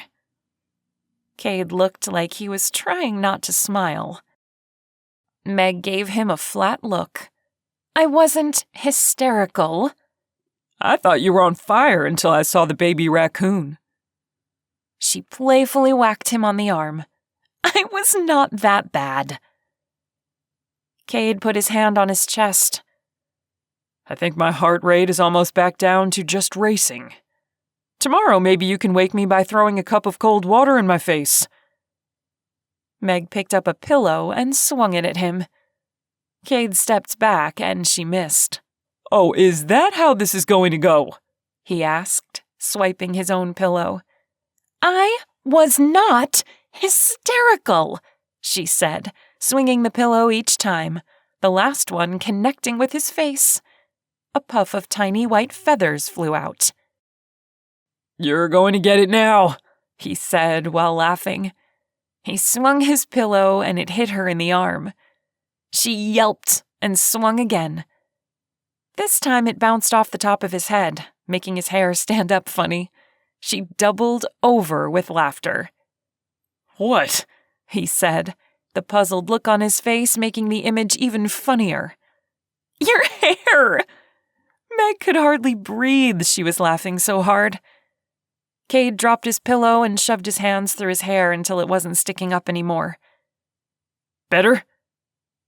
A feather floated down and landed on his head.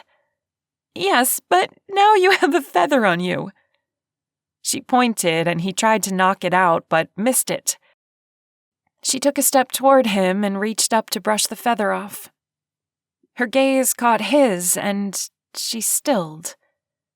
His eyes were captivating. Brighter somehow today, like the color of emeralds. He was looking at her with such intensity, her body turned to jello. Why was she standing so close to him? She should have an intelligent molecule in her brain and take a step back, but her body wouldn't budge. She just stood there, feeling the heat from his chest radiate over her. He swallowed, his Adam's apple moving again. Thanks, he said, his voice barely a whisper. Yeah. Meg involuntarily moved closer to him, like he had some kind of pull on her she couldn't control. She couldn't stop staring at his lips, and for a split second, she imagined what it would be like to kiss him.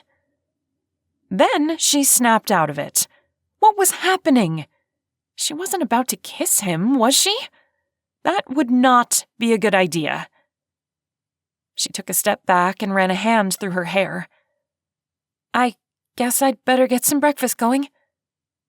Cade nodded, his gaze dipping to the floor. Good idea. Chapter 8. Cade stepped out the back door and started gathering up some kindling for the fire, his heart still racing from standing so near to Meg. Why was he insanely attracted to her? Sure, she was pretty, but she wasn't a supermodel or anything. His hormones would disagree. He was raging inside like a teenager. The brisk morning air chilled him, which was good. It helped him put his head on straight. He split some more wood for the pit and set the logs on top. After he arranged the wood, he lit a match and set the kindling on fire. Holding his hands out, he warmed them.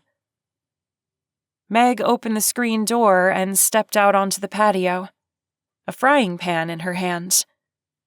I hope eggs are okay. Do you care if they're sunny side up? Honey, I'd eat 'em raw. I'm so hungry. Meg gave him a funny look and came over with her frying pan and spatula. What did you say? I said I'd eat 'em raw. No, you called me honey? She held the pan over the fire. Had he? If he did, he didn't mean to. I don't think so. Yeah, you did, sweet cheeks. She flashed him a grin, and his face grew hot. Funny. Yeah, I thought it was. Meg chuckled. Cade took a step closer. Want me to hold that over the fire while you get the plates? She handed the pan to him. Thanks. She disappeared inside the house. The eggs started to smell good. After a few minutes, she came out with 2 plates, a piece of bread on each one. I think they're done, he said. Meg scooped the eggs onto the plates, and they sat to eat. Cade shifted on the uncomfortable log. I'd like to borrow your car and go into town today. Meg froze. What if someone recognizes you? I'll wear that ball cap, world's greatest dad. I think I should be fine. I don't know, I'm getting a bad feeling about it. If Cade were being honest, he wasn't having the best feeling about it either, but he had to continue digging or he'd never free his name. I have to. All right, just be careful, okay? Cade scooped an egg onto his bread and bit into it.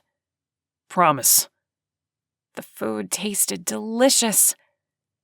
After swallowing, he nudged Meg. Do you want to go to town too? She shook her head.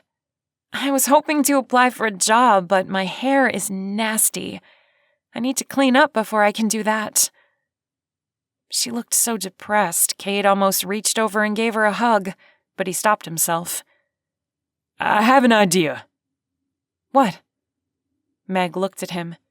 When I get back, I'll fill up the tub. You can bathe. She squinted at him. How are you going to do that?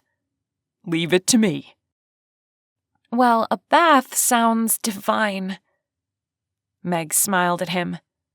Then her gaze traveled to his chest. How's your injury? He swiped a hand across his chest. Much better. It's healing. I was worried about it. That was Meg, sweet and caring. Cade changed the subject. What would you say is your perfect date?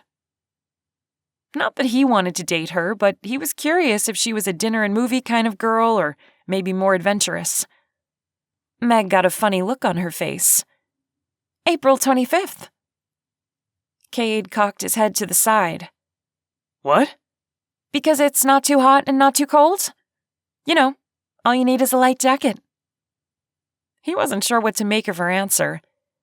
No, I mean date like a couple goes on. Meg let out a laugh. You haven't seen that movie? Oh man, it's hilarious.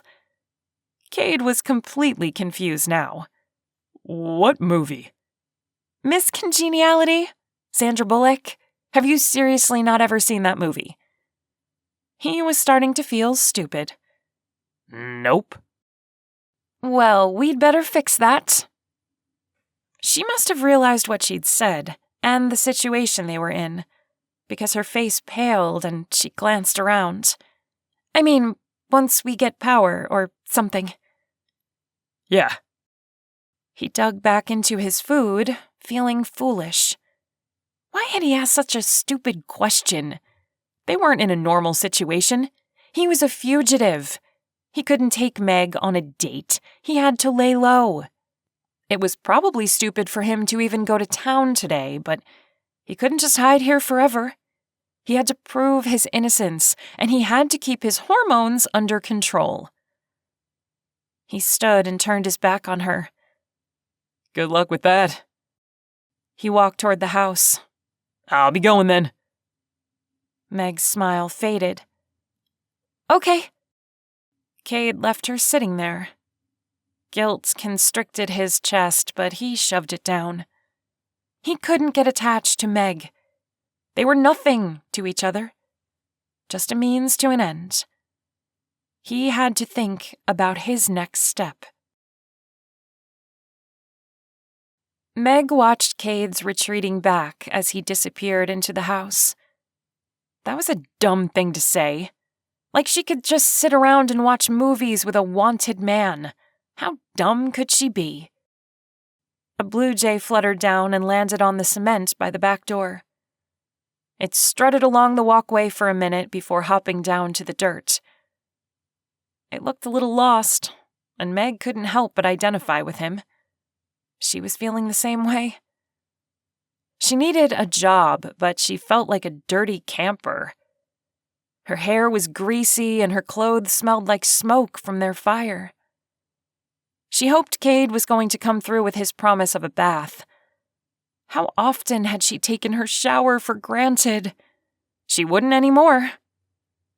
She picked up the dirty dishes and walked down to the stream.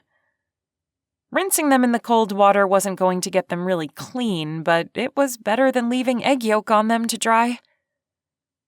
As she walked up to the house, a squirrel ran past her and skittered up a tree. If she weren't so dirty and out of money, staying in this house would be lovely. The woods were gorgeous, and there was a peaceful feeling up in the mountains. And Cade, well, she didn't want to think about Cade. He was too handsome, and he could be a murderer. What was she doing with him anyway? If the cops caught him, she'd probably end up in jail for helping him escape. What she needed to do was get some money and get far away from here. Meg spent the morning cleaning the kitchen as best as she could. It was difficult without running water. She did find a bucket in the closet, so she brought up some river water and used some rags to wipe down everything. It would have to do. Cade didn't come home at noon, so Meg heated up another piece of ham for lunch. Then she continued to clean the house, working in the bathroom and mopping the tile flooring. It was gross how dirty the water was when she got done. She tried not to think about the filth clinging to the rest of the house. When she finally heard the car pulling up to the house, the sun was low in the sky. Whatever had Cade been doing all day? She walked outside and gasped. The car was packed full of stuff. Cade got out and opened the trunk. He pulled out a large stock pot and beamed at her. Bathwater coming up. Meg swallowed down the slow panic rising in her. Had he stolen these things? What was wrong with him? They were both going to get tossed into prison.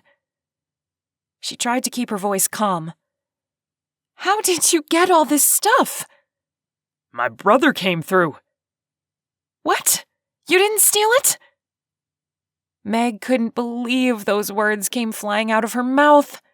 She clamped her lips shut. Cade gave her a look that made her want to sink into the ground. Is that what you think of me? That I'd steal? She felt terrible, and no response would come out. He turned from her. I'm that rich dude, remember? You're also hiding from the police. What if your brother grows a conscience? My brother would never turn me in. Cade carried the stock pot up to the house. Meg walked to the car to see what else he'd bought. The first thing she saw was the propane tank. Then she noticed the camping stove and small grill. No more cooking over the campfire. Her spirits soared. The back seat was filled with clothes and a propane heater. The front was packed with groceries sitting on top of a large cooler. She grabbed 2 bags of groceries and walked into the house. They unloaded the car and Cade set up the camping grill outside the back door. He pulled a package of steaks out of one of the grocery sacks and wiggled his eyebrows at Meg. Thought we deserved a nice dinner. Are you cooking tonight? Sure, you relax. Looks like you've been busy today. This place is cleaner than I've ever seen it. He'd noticed. Emotion surged in her and she blinked it back. What a stupid thing to get all sappy about. Just because Travis never said anything about how hard she worked around the apartment didn't mean she had to go and get all emotional over Cade noticing her hard work. Cade froze. Did I say something wrong? Meg shook her head and tried not to show how stupid she was being. The last thing she wanted was for him to see her crying over something so dumb. No, you're sweet. Thank you for cooking dinner. He seemed to assess her for a moment before going back to unpacking the groceries. You're welcome. Meg helped him put away the food. She grabbed the large cooler and packed it with the cold items. He'd bought milk, cheese, butter, lunch meat, and yogurt. Her mouth watered just thinking about eating. Cade pointed to it. I figured I could put some snow in there to keep these cold. We can keep it in the sunroom. It's freezing in there. Good idea. Cade seasoned the meat while Meg lit a couple of candles. The house was getting quite dark, and she didn't want to bump into Cade. Physical contact with him right now wouldn't be good. She was already getting mixed up in her head. He nodded to her. Go sit down. I'll call you when dinner's ready. I'm fine. He made a face. You're one of those people who can't stop doing things, aren't you? Go, sit. He shooed her into the great room. You can start a fire, then sit and relax. Maybe play your ukulele for a while, write a song. Stop cleaning the house. Cade left the room, and a few moments later she heard the screen door bang. Meg took in a deep breath and let it out slowly. Travis had never done anything remotely this nice for her. She threw a couple of logs into the fireplace and lit them. Then she grabbed her ukulele and sat on the couch. It was dark, but the fire provided some light. She strummed her instrument. A peaceful feeling overcame her, and she started strumming the chords to one of her favorite songs. She sang the lyrics, getting into the melody of the song. It was one she could close her eyes to and lose herself in. She finally felt at home.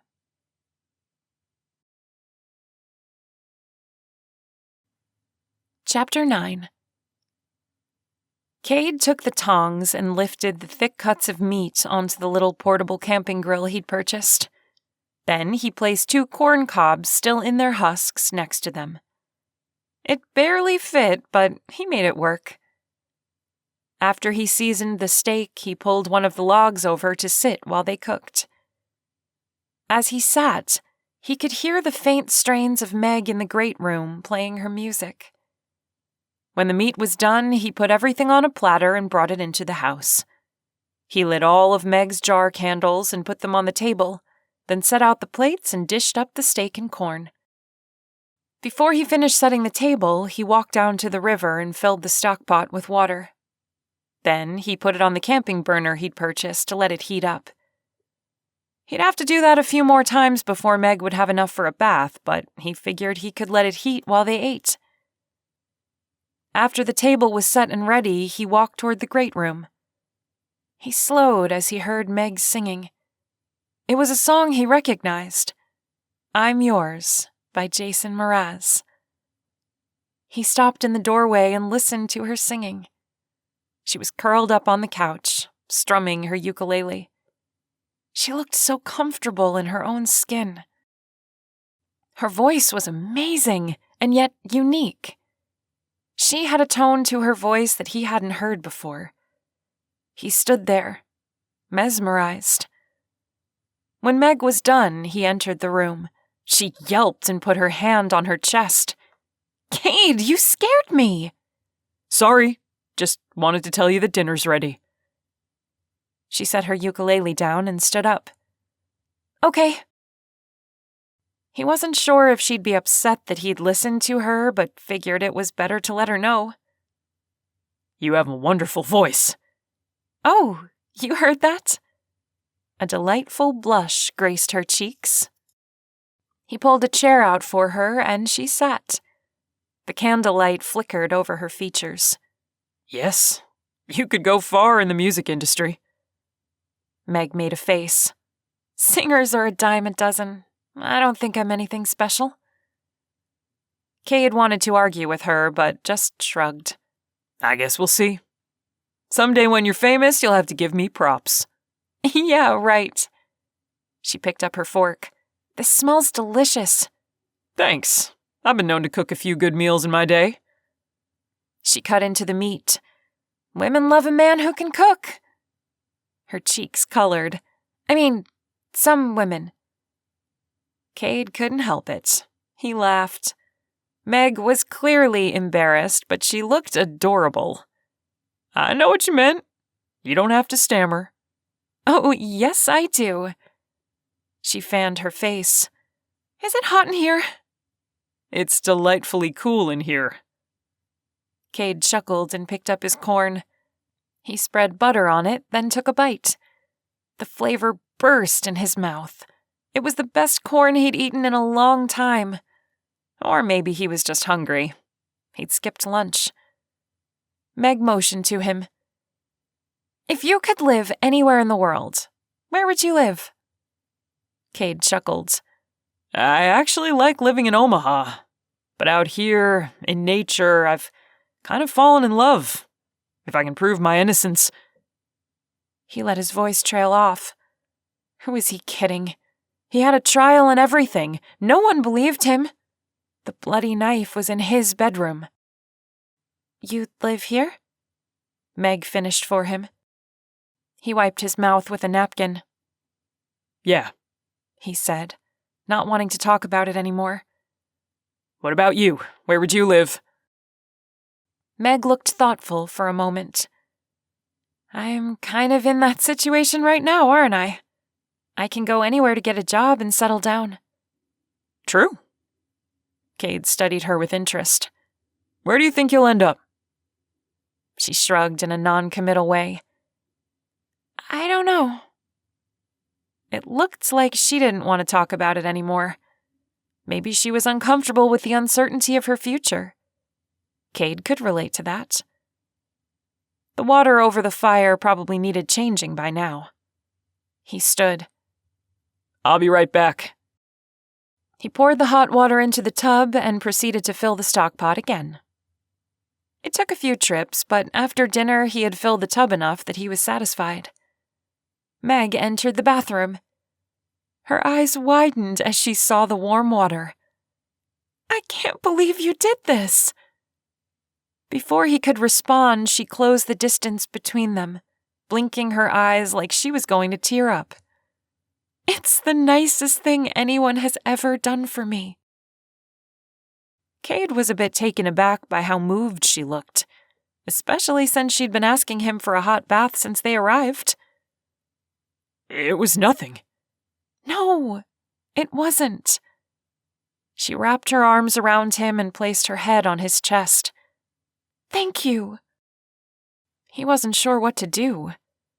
He settled on hugging her for a few seconds, but then he forced himself to step back. He was starting to like Meg. If he was being honest with himself, he liked her too much for his own good. She was everything he ever wanted in a woman. But he couldn't fall for her, and he needed to remember that. Don't drain it when you're done. It wasn't all selfless of me to fill the tub. Meg smiled and shooed him out the door. Fine. I'll try not to enjoy this little slice of heaven for too long. Meg dipped the washcloth under the surface, then squeezed it over her knees. The water felt amazing. Bubbles from her soap congregated around the edges of the tub. The soft glow of the jar candles she'd placed on the tile floor made the room seem romantic. She leaned back and sighed. This was heaven. Just the right temperature, and the tub was fantastic. The perfect size to soak in. As she let the soothing water warm her, thoughts of Cade entered her mind. She couldn't believe he'd carried up that much water for her bath. Travis would never have done anything like that. But Cade wasn't like Travis at all. He was kind where Travis was selfish. Cade was... Meg closed her eyes and moaned. Boy, she really knew how to pick them, didn't she? There was Travis, the freeloader. He once milked a small injury at work for an entire 6 months, getting workers' comp and everything. And trying to get him to do anything around the house was useless. And then there was Cade, the exact opposite from Travis in every way. Oh, but wait! Cade was a convicted murderer. A fugitive running from the police. Nice. What did she do in her previous life to deserve this? She finally meets a genuinely nice guy, and he's so unavailable, it's not even funny. Meg rolled her eyes. Who is she going to fall for next? Some mafia drug lord? She shifted in the tub, not wanting to stand up, but she knew she had to get out before the water got too cold. It wouldn't be fair to Cade. She wrung out the washcloth and draped it over the side of the tub. Then she stood and grabbed her towel. She dressed and wrapped her hair in the towel before leaving the bathroom. The house was completely dark, so she picked up one of the jar candles and made her way through the maze of rooms until she got to the great room. Cade sat by the fireplace, a book in his hands. He looked up when she entered. You done? It's all yours. What are you reading? He tossed the book onto her pile of blankets. Just something I found in the library. Thought it looked interesting. As she neared, she saw the title. A Time to Kill, John Grisham. A shiver went through her, and she couldn't help but think of Cade's girlfriend. She lifted her gaze to him. He didn't seem to see her unease. He stood and crossed the room. I hope the water is still warm, she said. He didn't turn to her. I'm sure it is. Meg tossed the book onto the coffee table and made herself comfortable by the fire. It was stupid to think Cade was capable of murdering his girlfriend. Right? He was so considerate. Surely he was wrongly accused. Or she was being stupid, like all the years she clung to Travis while he hurt her, making excuses for him. The thought that she was doing the same thing here that she'd done with Travis didn't sit well with her. Could Cade really have a dark side to him? A shudder went through her, and she pushed all thoughts of murder out of her head. He hadn't touched her once since she'd been with him. Actions spoke louder than anything. Exhaustion seeped into her bones as she piled up the pillows behind her back. She would sleep well tonight. She pulled her ukulele onto her lap and strummed it. The sound was comforting, so she continued. She played with chords for a while before a song started to form. Meg closed her eyes and let the song materialize. Once she had the tune, she worked on the lyrics, singing a verse and then reworking it in her head, then repeating it. When she thought she had it how she wanted it, she started at the beginning and sang it all the way through. As she finished the last of the chords, the hardwood floor creaked and she jerked her head. Cade stood at the doorway. He held out his hand, a guilty look on his face. Sorry, I didn't mean to startle you. That's okay. She'd been songwriting for a while and had gotten caught up in it and forgotten where she was. I've never heard that song before. He joined her on the blankets. He wore a pair of lounge pants and a t-shirt. They looked good on him. He must have picked them up at the store today. He sat cross-legged and his gaze probed hers. I made it up. His eyebrows rose. Just now? She nodded, feeling a bit self-conscious. How much of the song had he heard? It was good. Really good. Was he just saying that? She wasn't sure. She didn't know him that well. Fingering the strings on the instrument, she stared at the blankets. How long were you standing there? Long enough. She dared a glance at him. His gaze was soft, the corners of his eyes crinkled in an unseen smile. He motioned to her lap. Play more. It was one thing to sing while Cade was in the other part of the house and have him hear her when she didn't know he was behind her. It was another altogether to sing with him sitting right there, looking at her. Nerves shot through her and she shook her head. I can't. His emerald gaze seemed to penetrate through her. It's just me. Pretend I'm not even here. She fiddled with the corner of the blanket, studying the stitching. Maybe it would be okay to sing one song. It was only Cade, right? She slowly raised her gaze. All right. Cade's lips curled up into a smile. He nodded at her when she hesitated. Then she picked up her ukulele and started strumming. She didn't even know which song she was going to sing until it started coming out of her. It was one she'd written 6 months ago as she was going through a tough time with Travis. She closed her eyes and let the melody wash over her. The song was therapeutic, and the lyrics made her emotional. When she finished, she let the sound fade away before opening her eyes. Cade sat staring at her, an unreadable look on his face. That was amazing. You don't have to say that. Meg could feel a blush cover her cheeks. I'm serious. Your voice is so unique and so beautiful. You'll be a star someday, Meg. I know it. She wanted to laugh at him, but something held her back. He was paying her a genuine compliment. She knew it. Thanks. The sound of breaking glass came from the back of the house and Cade jumped to his feet, his eyes wide. Did you hear that? Meg's heart pounded. Yes! What was it? I don't know. Stay here. I'll go check it out. Cade scanned the room and grabbed the iron poker from beside the fireplace. He walked to the arched doorway, his bare feet padding on the hardwood flooring. He peeked around the corner, then he slipped into the darkness. Meg clutched the blankets. Was there a burglar? Or maybe another animal had gotten in and knocked her water glass off the kitchen counter? She held her breath as she waited for a sound. Any sound that would be louder than the pounding of her heartbeat in her ears.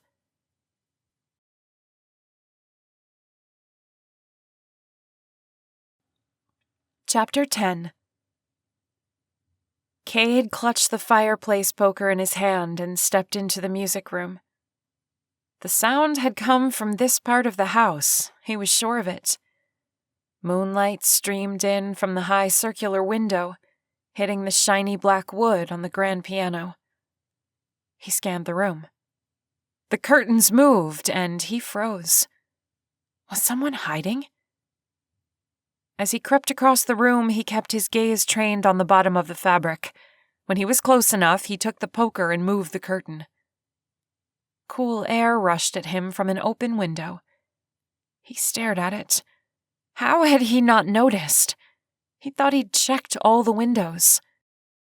He took a step forward to close it, and pain sliced through his foot. Glass. He froze. Upon further examination, he realized a section of glass near the window lock was broken. Someone was in the house. He picked the piece of glass out of the bottom of his foot, wincing at the stabbing. Scanning the room again, he turned and raised the fireplace poker, gripping it harder. Come out, he said. I know you're in here. Silence answered him. After he checked the music room thoroughly and found no one, he checked the library and the kitchen. He winced as each step sent a stab of pain up his heel. He opened the door to the pool room and stepped onto the concrete. A rough hand grabbed him from behind, and Cade dropped the poker. It clattered on the cement, echoing through the massive room. The man wrapped his arm around Cade's neck, cutting off his air. Don't move. His voice was gruff, and he smelled of cigarettes. Cade struggled against the man until he pressed a gun to Cade's temple. I mean it.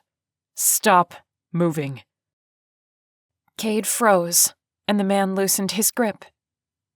Cade sucked in a breath of air. What do you want?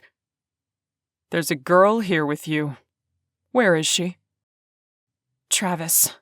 It had to be. How had he found them? There was no way he was going to take him to Meg.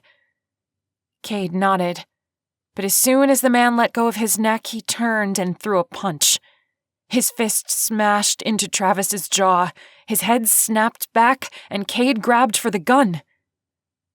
Travis's grip was tight, and he yanked the gun away. Cade picked up the poker and swung it. It connected with Travis's arm.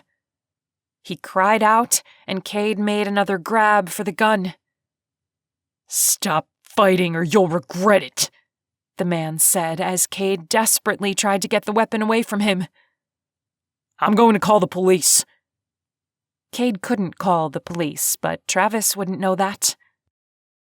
The man tried to get the gun pointed at Cade's head, but Cade was too strong. The gun went off, and one of the high windows shattered. Cade twisted Travis's arm so the pistol was pointed at Travis's chest. Travis scowled and moved forward, forcing Cade back toward the empty pool. Cade struggled to gain his footing, but Travis wore boots, and Cade's bare feet slid helplessly on the concrete, his injured foot leaving streaks of blood. Where is the girl? Travis said. Cade shoved the iron poker under the man's chin, trying to cut off his air while still holding the gun off himself.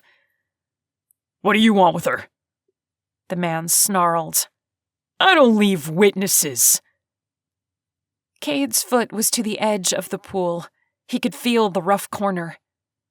Travis shoved Cade just as Cade twisted, sending them both over the edge.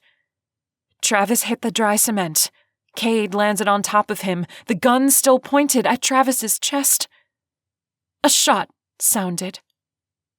Cade scrambled off the man as a pool of blood formed under Travis's lifeless body. A scream pierced the air. Cade turned to see Meg standing on the edge of the pool. He ran to the ladder and climbed up, then he pulled Meg into his arms. It's okay now. He can't hurt you anymore. Meg stiffened in his arms. And when he released her, she took a step back from him. Her gaze bounced from him to Travis lying on the bottom of the empty pool. You killed him. Cade felt a slow panic rise in his chest. He was after you. He had a gun. I was protecting you. What do you mean he was after me? I don't even know who that man is. His throat constricted, and he had to force air through. The man at the bottom of the pool stared up at the high ceiling. His long hair fanned out around his head.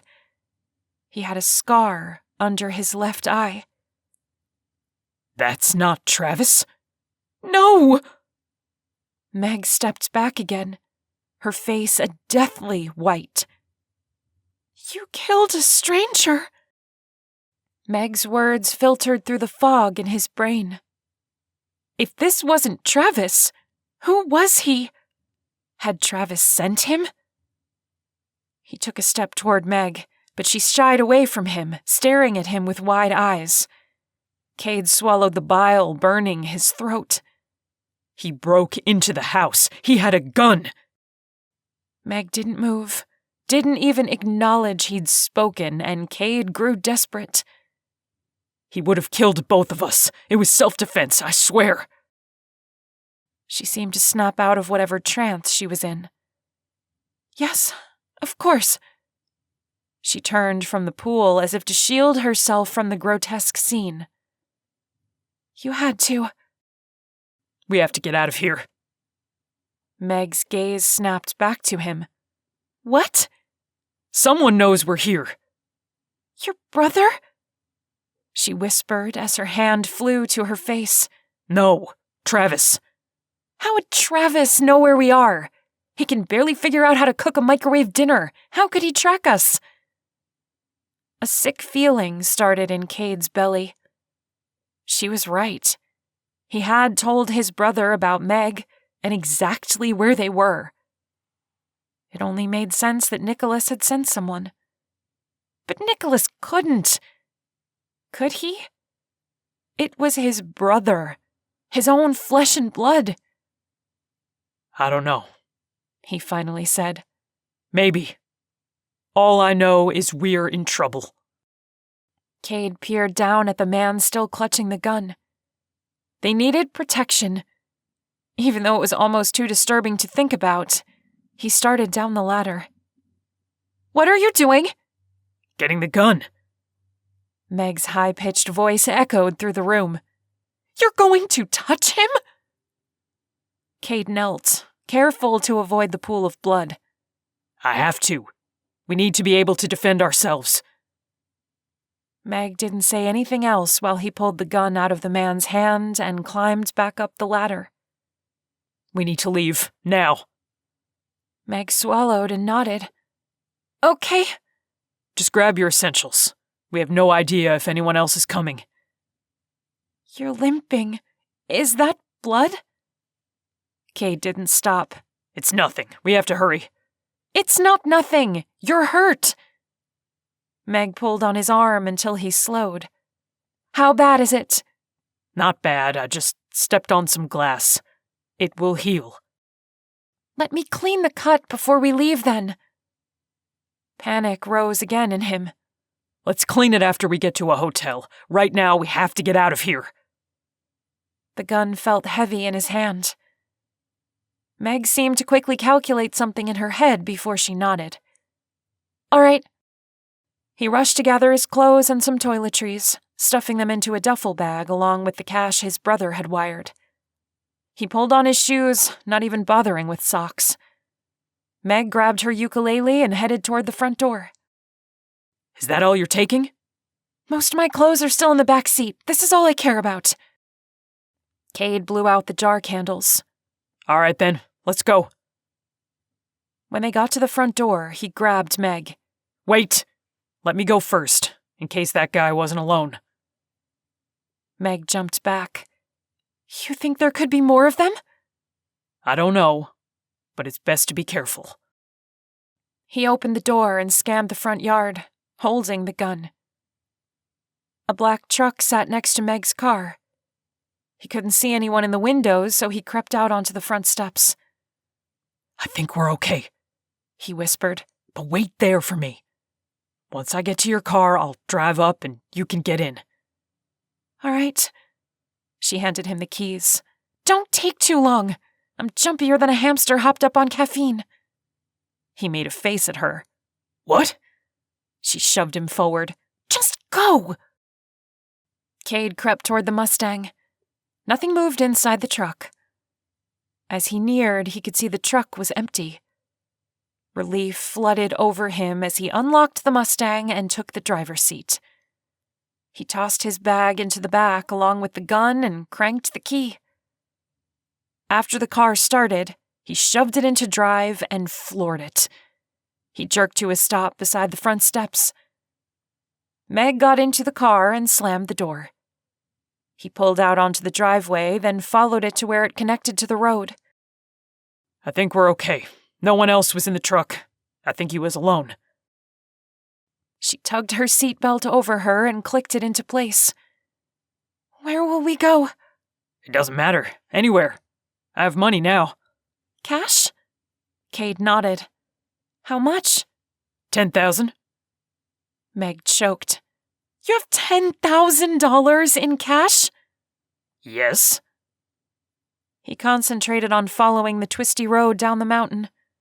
The last thing they needed was to get into an accident. The adrenaline pumping through him was making his pulse race. Meg gripped the armrest. Do you have to drive so fast?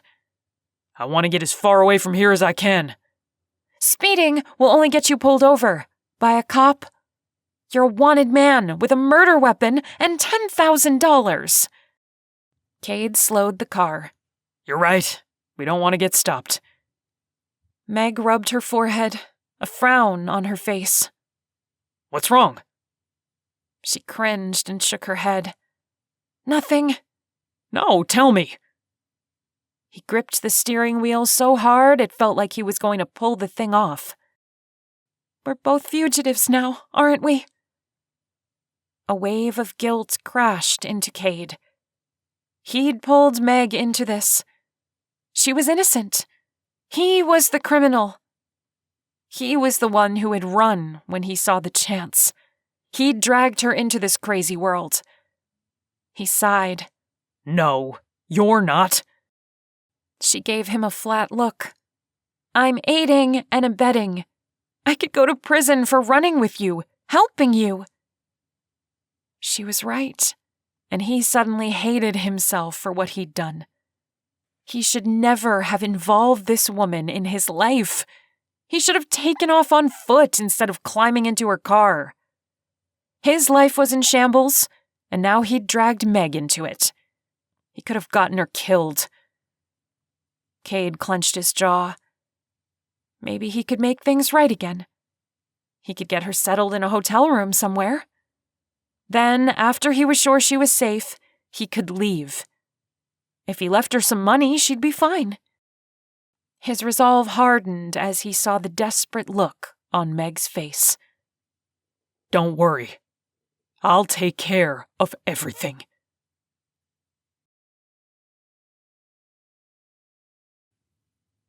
Chapter 11. Meg woke with a start. When had she fallen asleep? She'd been too keyed up to sleep the first few hours on the road. She must have dozed off somewhere around 2 o'clock. She sat up and peered out the car window. They were stopped and Cade was pumping gas. It was still dark outside and she checked the clock. 4:30. The driver's side door opened and Cade stuck his head in. Do you need anything? Meg shook her head. No. Then I'll go in and pay and we can head back out on the road. She nodded, feeling disoriented. Where are we? Buffalo, Wyoming? That didn't mean much to Meg. She closed her eyes and laid her head back on the headrest. As he walked into the gas station, she noticed he'd changed out of his clothes. Good thing. He had some of that man's blood on his shirt. She moaned and rubbed her temples. What was she doing? She shouldn't be anywhere near this man. He'd killed that intruder. He may have killed his girlfriend, too. Why was she helping him run from the law? And now he was headed north. To Canada? He couldn't get across the border, could he? She had to get out of this situation. This was such a bad idea, it wasn't even funny. If she stuck with him, his brother would just send another goon after them, and she'd end up worse off than if she'd just stayed with Travis.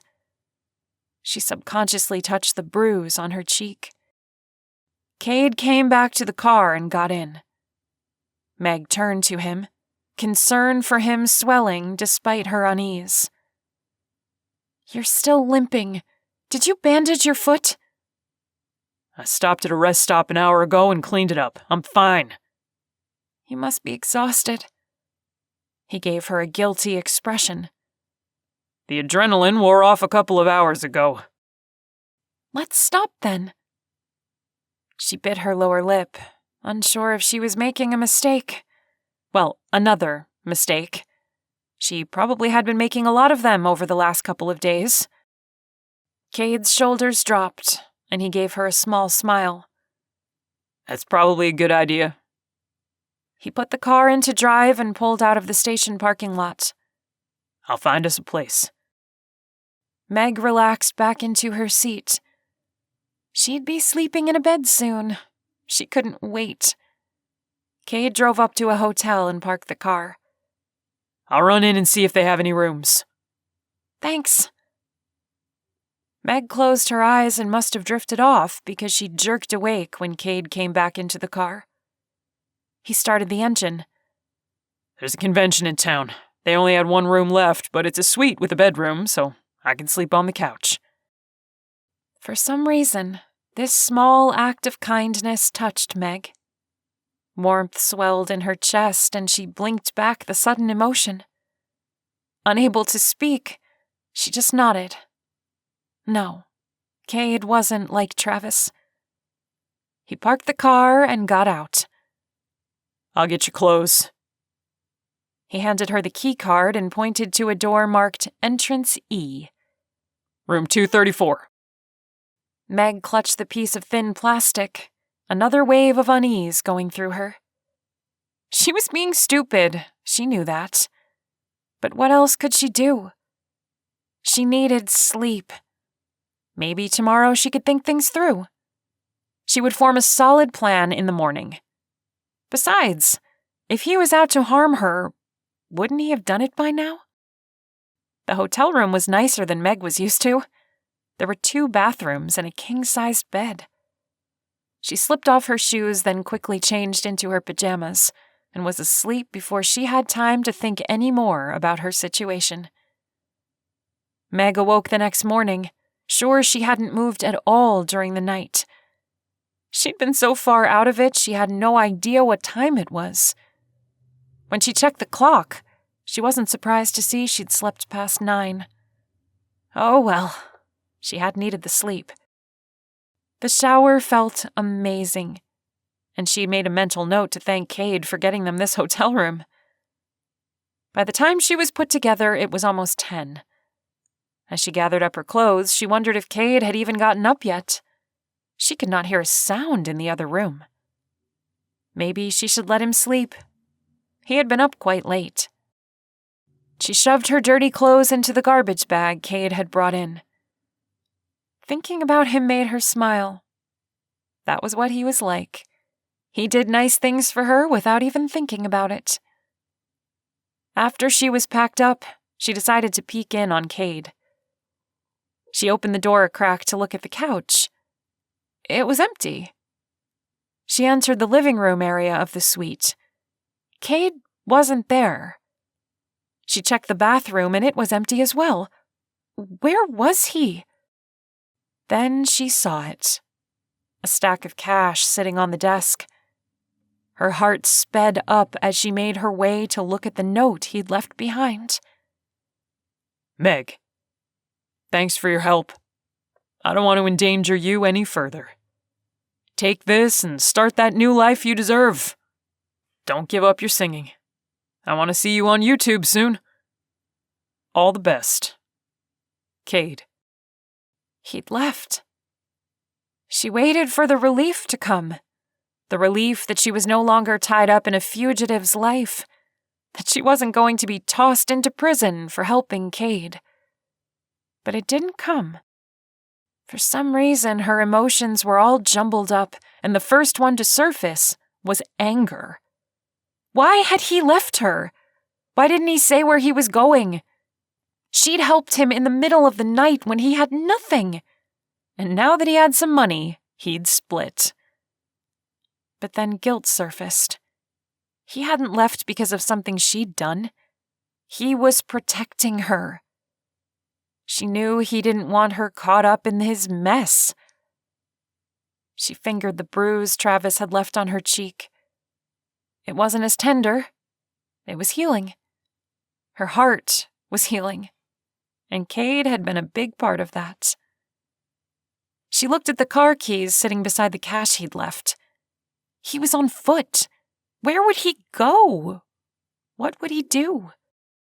The thoughts made her uneasy, but she tried to push them out of her mind. He was a grown man. He could take care of himself. She grabbed her black trash bag and stuffed the cash in the middle, covering it with clothes, her heart swelling.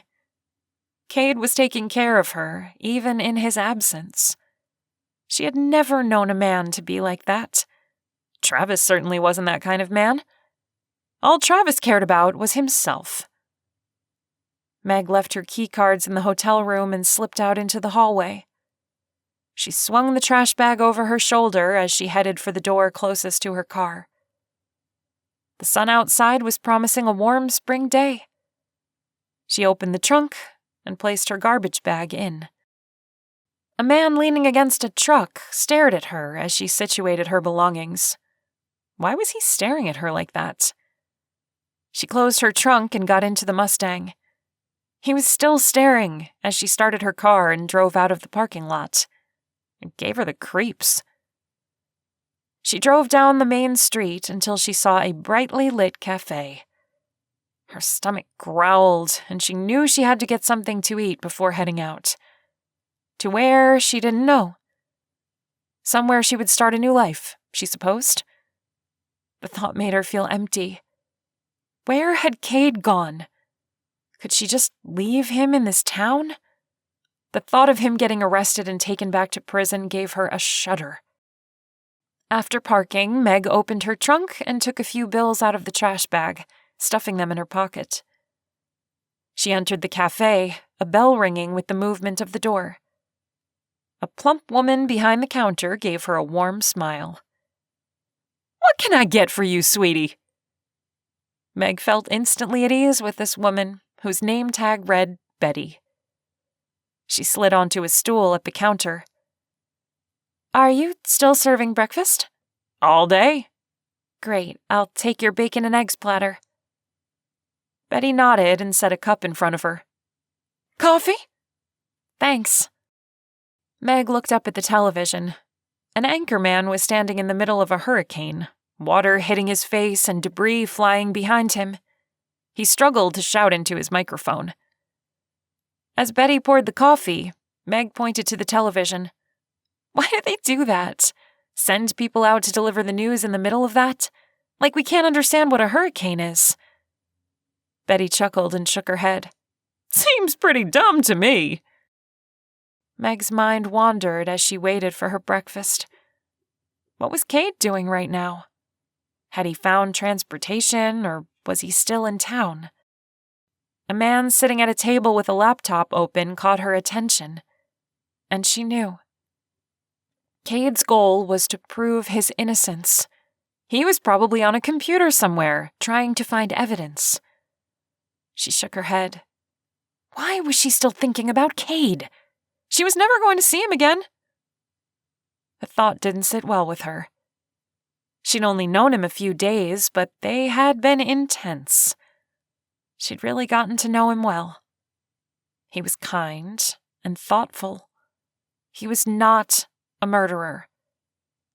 The thought came to her with such certainty that she couldn't deny it. She knew Cade had not killed anyone, and he did not deserve to be in prison.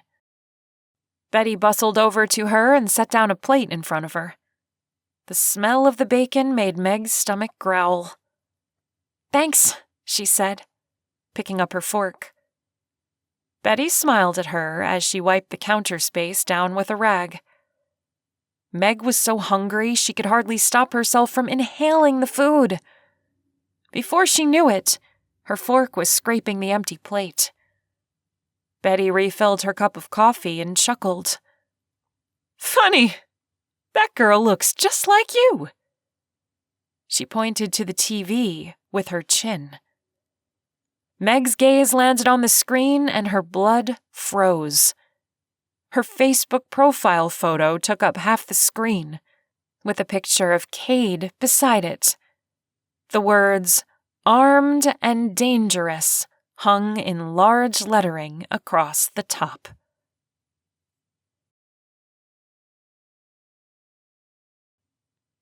Chapter 12. Cade tried a dozen ways to log into his company computer. His brother had told him the new password, but it wasn't working. Frustrated, he ran his hand through his hair and let out a curse word under his breath. A woman seated at the computer next to him gave him the stink eye. Right. Library. Little kids playing nearby. Oops. He got up from the computer and shouldered his duffel bag, lowering his world's greatest dad cap. There was nothing he could do if he couldn't log into the company files. He'd have to call his brother again. Unless... The image of the man who lay dead at the bottom of the empty swimming pool flashed across his mind. Maybe his brother was behind all of this. That would explain why the password didn't work. If his brother was trying to kill him, the last thing he should do is contact him.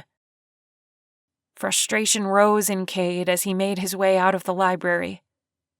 How could he think his brother was sending people to kill him? Nicholas had his problems, but they were brothers. They'd stuck together during their mother's illness. Nicholas had helped him through the darkest days of his life after the funeral. Sure, he'd turned to drugs to bury his pain, but he was over that now. Cade had watched him work hard to pull his life back together. He shoved open the library door and stepped into the sunshine. It had taken him an hour just to walk across town. He was hoping to get somewhere looking at the company files, but he was still back to where he started, without a clue and nowhere to go. His steps slowed as a new plan formed in his mind. If he couldn't access the company files remotely, he would have to go to Omaha and get the proof he needed directly. The thought made his stomach clench, but he had no other choice. He had to prove he was framed. A car screeched to a halt beside him, startling him. He was about to run when he saw it was Meg in her Mustang. "Get in!" she hissed. Cade leaned down to talk to her. What are you doing here? You were supposed to— "We're on the news. They're looking for us. Get in the car!" Cade didn't wait to hear more. He ran around the front and hopped into the passenger seat. It strangely echoed what he'd done the night they'd met, but he shoved that memory aside. After Meg peeled out, he turned to her. What happened? She swallowed, her eyes wide. "I saw us on TV. They said we killed a man and were armed and dangerous. They flashed our pictures, Cade. How do they know we're together? How do they have my picture?" Cade ran his hand over his hair. I don't know. Someone obviously called the cops. You must have left something at the house. Her face paled. "I left a lot of things at the house." She stepped on the gas and the car lurched forward. "We have to get out of here." Calm down. Cade tried to take his own advice as Meg slowed. Did they say we're in Buffalo? Meg shook her head. "No." Okay then, that's good. They don't know where we are. "But they flashed my picture. People in the diner were looking at me. What if somebody called to report me?" Cade knew this couldn't last much longer. They were going to get caught. He had to go back home and prove his innocence. He sighed and rubbed his forehead. Drop me off at the bus station. I have to go to Omaha. What? Why? I need to find out who killed Angie. I have to look at the company files, and I can't get to them remotely. Meg gripped the steering wheel so hard he thought it might bend in half. "You'll get caught for sure if we go there." Then I'll get caught. At least this nightmare will be over for you. Her gaze jerked to his. "What about you?" He didn't have a good answer for her. I'll figure something out. She shook her head. "No, I don't like that idea." I have to, Meg, so I can have a normal life. I can't run forever, and I can't rely on the system to solve the crime. The system failed me. He watched her features as she digested this information. She clenched and unclenched her jaw a few times, glancing at him. Finally, she nodded. "All right, but I'm coming with you. It was so not fair of you to ditch me this morning." I was trying to protect you. The hard edge to her gaze softened. I know, but I don't like the idea of you being all by yourself. You need help. I can manage just fine. He shifted the weight of the duffel bag on his legs. He had money. He could manage to get himself to Omaha, and if he had to, he would break into his own corporation to find what he needed. She turned onto the interstate and accelerated. No, you can't. Cade wasn't quite sure what to make of Meg. Yesterday, she seemed scared of him. Today, she was determined to stick with him. He looked out the window. I don't want you to get into trouble. If I stay with you, you could go to jail. She checked her mirror and merged into traffic. I believe you're innocent. I want to help you prove it. Cade didn't like the thought of Meg in danger, but he didn't want to continue to argue with her either. And a part of him felt relieved he would be able to keep an eye on her. The thought of being there to protect her was reassuring. He tugged on his cap and settled back into his seat. If you insist, he said, closing his eyes. Meg pulled off the interstate at the Rapid City exit, her gas tank on empty. Nervous energy thrummed through her as she found a gas station. Cade pointed to the convenience shop. Why don't we grab some quick food and eat on the road? I've got an uneasy feeling. I agree. I don't want to stay in one place too long. Seeing my photo on the news freaked me out. Go in, find something to eat. I'll fill the tank. Meg nodded and opened her car door. I'll meet you inside. She clenched her hands into fists as she walked up to the glass door. Sure, everyone in the store would recognize her. Luckily, the place was almost empty. A buff biker dude stood by the soda machine surveying his options, and a skinny teen stood behind the counter checking out a lady. Meg ducked into one of the aisles.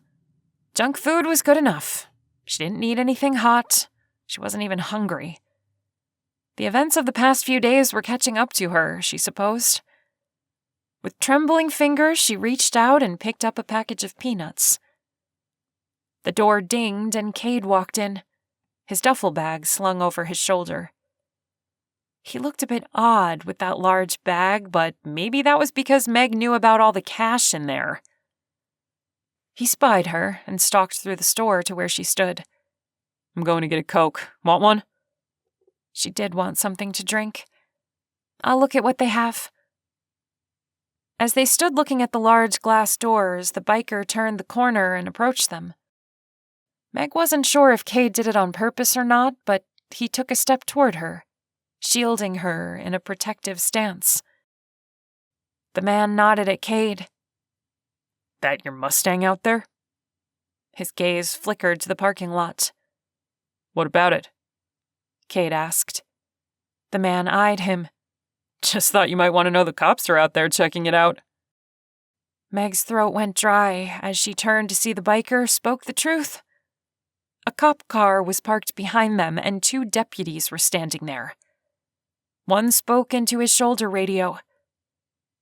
Panic struck through her and Cade's face paled. Thanks, man. Cade grabbed her arm and tugged her to the back of the store. We have to leave. She tossed her package of peanuts on the counter by the coffee machine. There. She pointed to a swinging door that stated employees only. Cade scanned the store, then nodded. You go first. I'll make sure no one sees. The teenager was busy staring at his phone. Meg slipped through the swinging door to the dim back room. Boxes lined one wall, a mop leaning against them. A small table and 2 chairs took up the center. Cade entered at a quick pace. Hurry. Meg turned the corner and sighed with relief at a door, bright light coming in under it. She turned the knob and they rushed out into an alleyway, a row of dumpsters to their left. A delivery van sat idling, the owner chatting with someone, the back open. This way, Cade said as he turned toward the street. What would they do when they got to the street? There were no trees to hide in. There weren't any buildings to run behind. There was nothing but pavement. "Wait," she heard herself say, a horrible idea forming in her mind. She motioned toward the delivery truck. Cade shook his head, but all Meg could think about was how the police would be coming through that door any second and they'd be caught. "Come on," she hissed, running toward the truck, glad when she glanced behind to see him following her. She pushed all warning bells out of her head as she climbed into the back of the truck and hid behind a stack of boxes. Cade crouched down next to her, his duffel bag taking up enough room that he had to press against her. Now what? He whispered.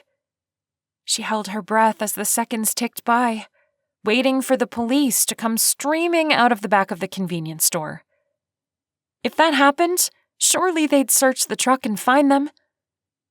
But no cops materialized. Maybe they were waiting for backup. Then the truck owner came around, pulled the door down, and locked it. A second later, the truck swayed, then took off. The motion made Meg fall, and Cade put his arm around her to steady her. "I can't believe that worked." He seemed happy, but Meg was still full of apprehension. "What if the driver finds us in here?" "I don't know. I'll think of something." And then it hit Meg what they'd just done. They'd abandoned their car, left all her belongings. She lost the ukulele her father had given her, the only possession she had that meant anything to her. She tried to hold it together, but tears pricked at her eyes, and she couldn't stop them. "Hey," Cade said over the noise of the truck. "Don't worry. We'll make it out of this." He pulled her to his chest. She buried her face into the fabric of his t-shirt and tried not to think about losing the one thing that mattered to her. Cade spoke into her ear.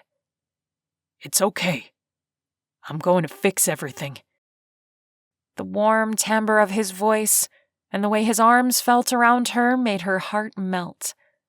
This man was everything she ever wanted, everything she longed for. Why did he have to be wanted by the police?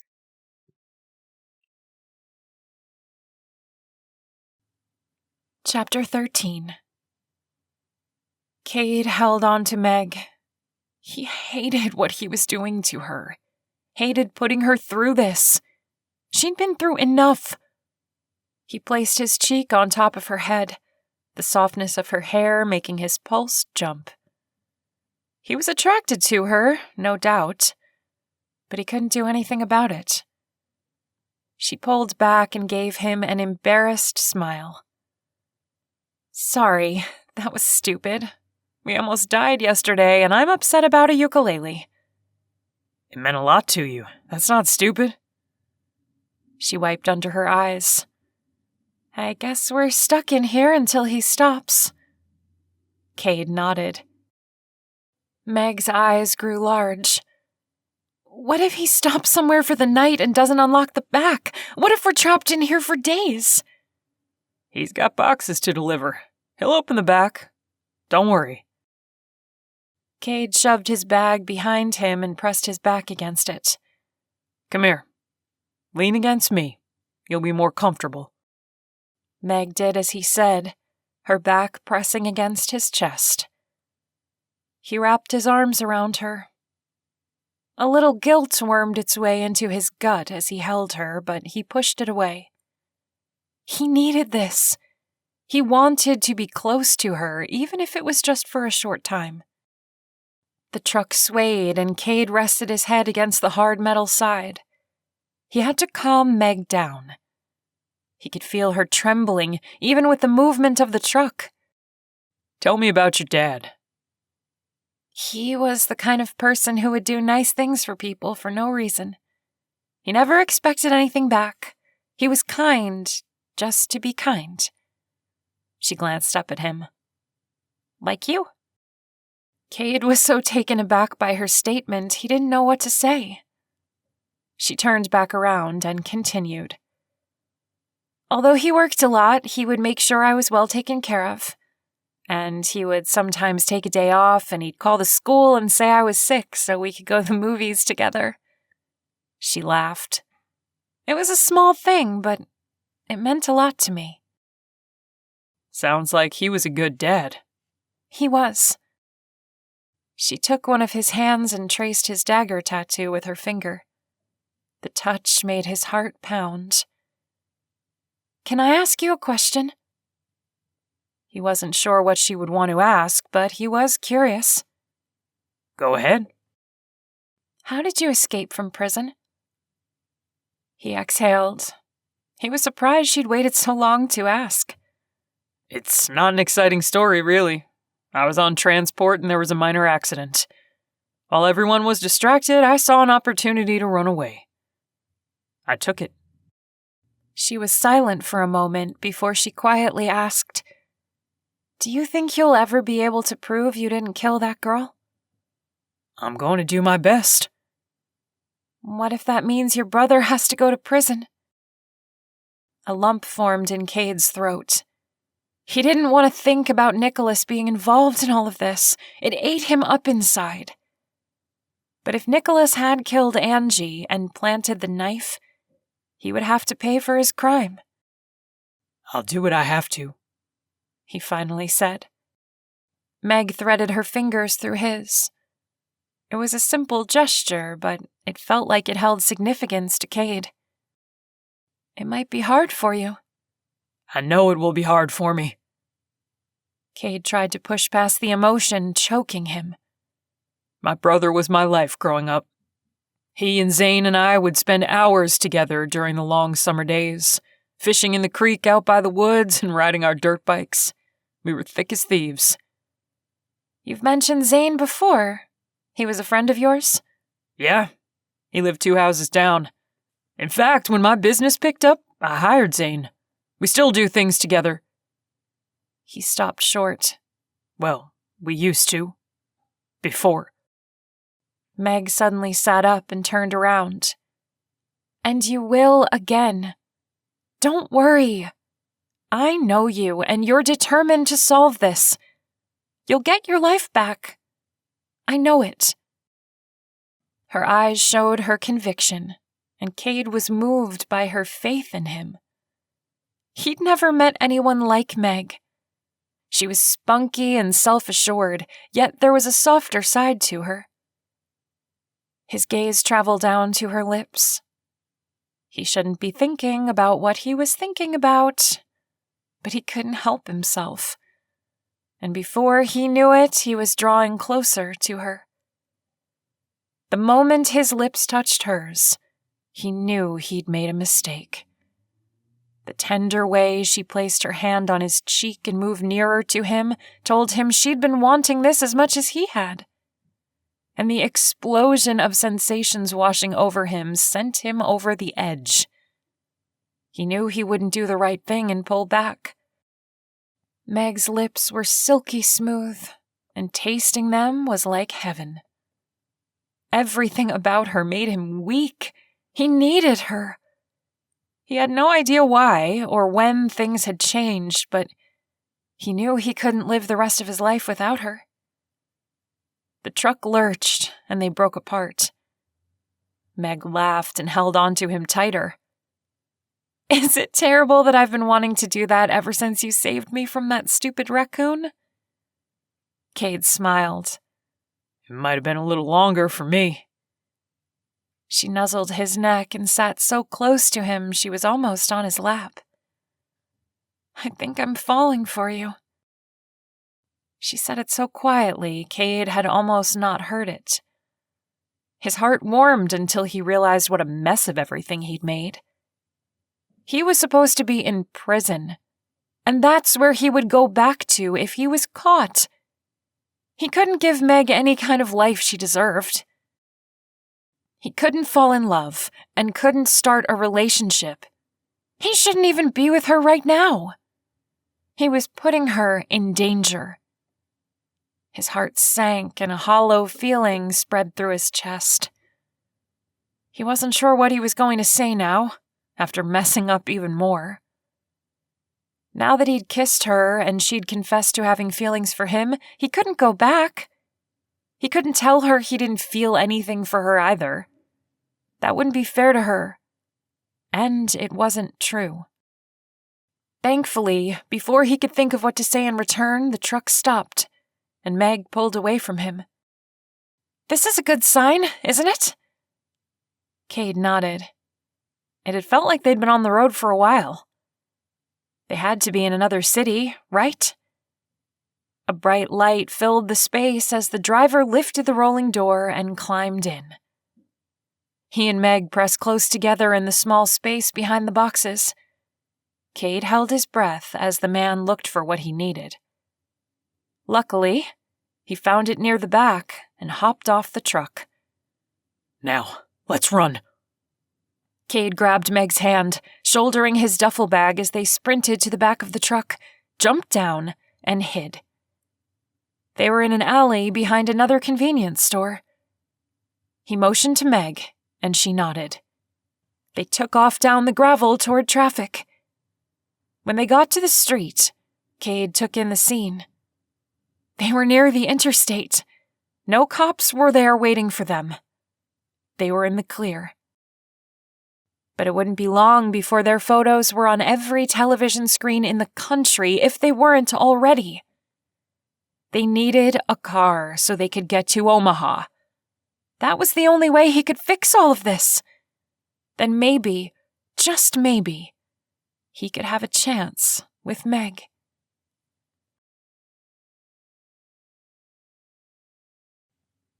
Chapter 14. Meg parted the curtains and peeked out at the hotel parking lot for the 10th time. Still no cops. She could barely believe it. They'd found an old Toyota someone was selling off their front lawn for $2,000, and now they were somewhere in the middle of South Dakota. At least the cheap hotel looked clean. "You're going to stress yourself out." Cade walked out of the bathroom and toward the bed closest to the wall. He was buttoning up his pajamas. Meg had left behind all her clothes, so she wore a t-shirt and sweats they'd picked up at a discount store along the way. "I know, I just can't believe they're not after us." Cade made a face that said, "They are." But instead, he said, "Brush your teeth. Stop worrying." He was right. It didn't do any good to worry about it. She went into the bathroom, grateful once again for simple toiletries. She got ready for bed and walked across the room, turning out the lights as she went. Cade was already buried under his covers, his breathing even. She crawled into bed and turned off the last light. "Good night, Meg." His voice surprised her, and it struck her kind of oddly, like they were in a normal situation, but the reality was so far from the truth, she almost laughed. "Good night, Cade." Meg drifted off to sleep, her anxiety about the police evident in her dreams. Everywhere she turned, a cop was after her. But the worst dream was about the man who broke into the mansion. She was sitting in the great room by the fireplace talking with Cade, just like the other night. A crash sounded, and Cade left to investigate. As Meg sat there, holding her breath and waiting for Cade to come back, a gunshot pierced the air and she jumped.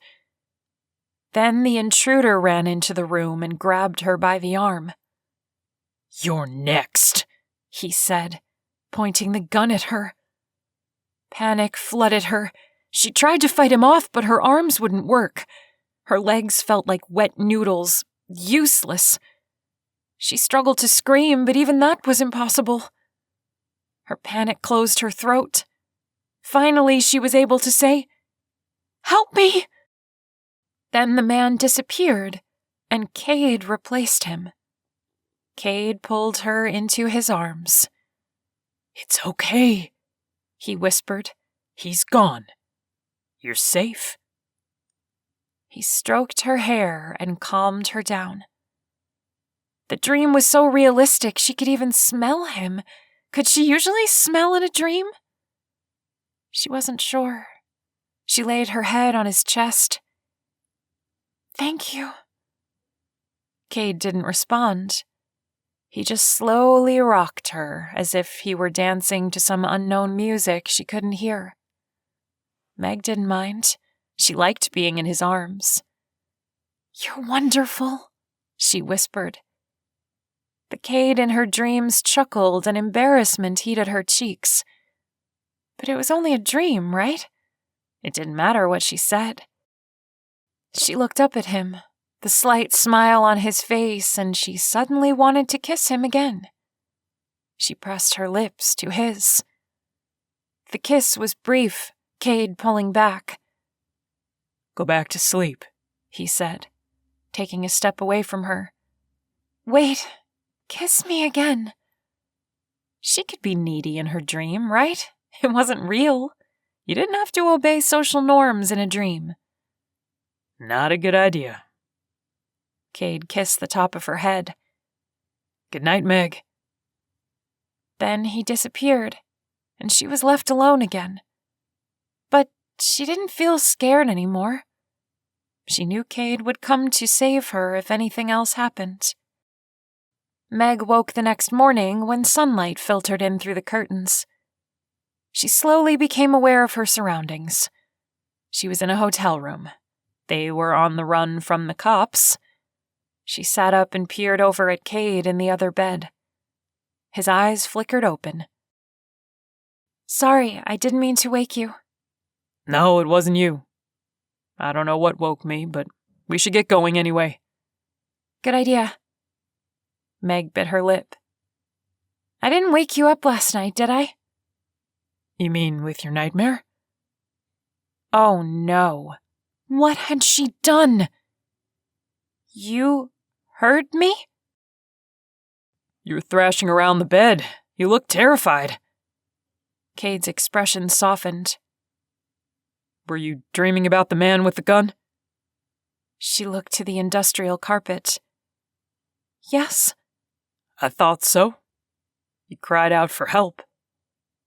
How embarrassing. Meg pressed her hands to her cheeks. "I didn't realize you could hear." And then it dawned on her. "Wait, did you come to console me?" "I just calmed you down. You were pretty out of it." No. Meg wanted to sink into the floor. Cade really had been hugging her last night, and that meant she'd begged him for a kiss. Stupid. She grabbed her things and headed for the bathroom.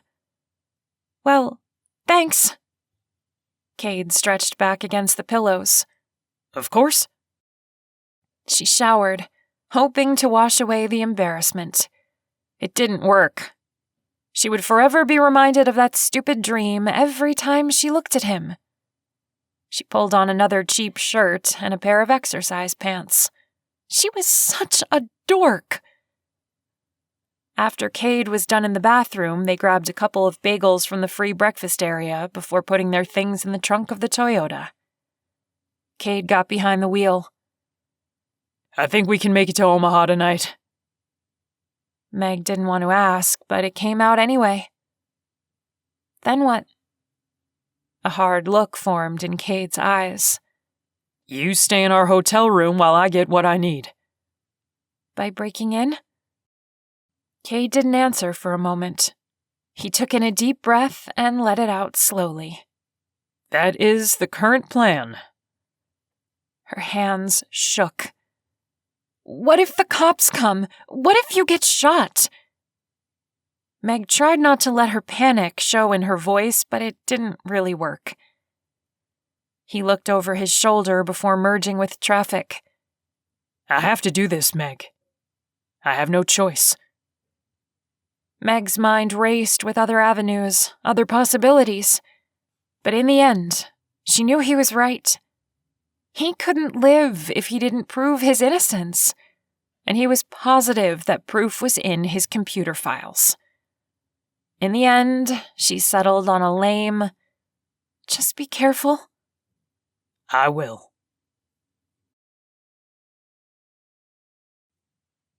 Chapter 15. Cade walked around McMillan Realty's corporate building a second time.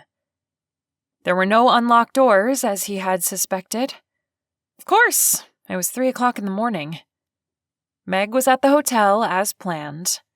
She was pacing the floor when he left, but he assured her this would be easy. Their hotel was only a block away, so all he had to do was sneak out the back way and he was practically there. This was his building. He knew it well. He knelt and stuck the thin tools into the lock. There were no alarms on this door, as it was an exit only. It didn't even have a handle on the outside. All he had to do was pick the lock and he'd be inside in a matter of minutes. Not that he was a master at picking locks, but he had his prank days back in college. He'd done this before. Cade listened for the click of the lock to tell him he'd been successful when he heard the hum of a car coming down the street. He ducked behind a bush and waited for the headlights to pass by him. His heart beat loudly in his ears as he went back to the job at hand. 5 minutes later, he opened the door and slipped inside. He stalked down the dark corridor toward the stairs. He had to get to his brother's office on the 5th floor. If his brother was the one who had been stealing from the company, it should be easy to find on his computer. Cade wasn't surprised when Nicholas's office door wasn't locked. His brother had always been too trusting. He sat down on his brother's chair and flipped on the computer monitor. When the screen came up asking for a password, he opened the drawer and fished around for his brother's book. He used to joke with him about it. Most men carry around a little black book filled with women's phone numbers. Nicholas's black book was filled with his passwords. He found it and typed it in, the screen flicking and a bright photo showing on his desktop. Cade's throat closed as he looked at a picture of him, his brother, and Zane standing on a log near a campsite. Nicholas looked like he was almost falling, and Cade had his arm around his neck, trying to steady him for the picture. Zane was laughing. Cade wondered once again how his brother could have killed Angie and planted the knife in his home. It couldn't be him. And yet, the man who broke into the mansion was proof. His brother had been the only one he'd contacted. Cade brushed aside his emotions and logged into the company software. No matter what, he was going to find out who was responsible for this mess. He knew right where to look. He'd been researching the missing money before Angie died. He combed through the files, looking for the one he needed. A noise carried from outside the office, and Cade froze. The janitor wouldn't be here at this hour, would he? Cade honestly didn't know what time the building was cleaned, but he doubted it would be 3:30 in the morning. He waited, staring at the office door he stupidly left open. Just when he was about to tell himself he'd imagined the noise, Nicholas jumped into the office, a stapler raised high in his hand. Cade? His eyes widened. Is that really you? Cade stood, his emotions all over the place. Nick, why didn't you tell me you were coming here?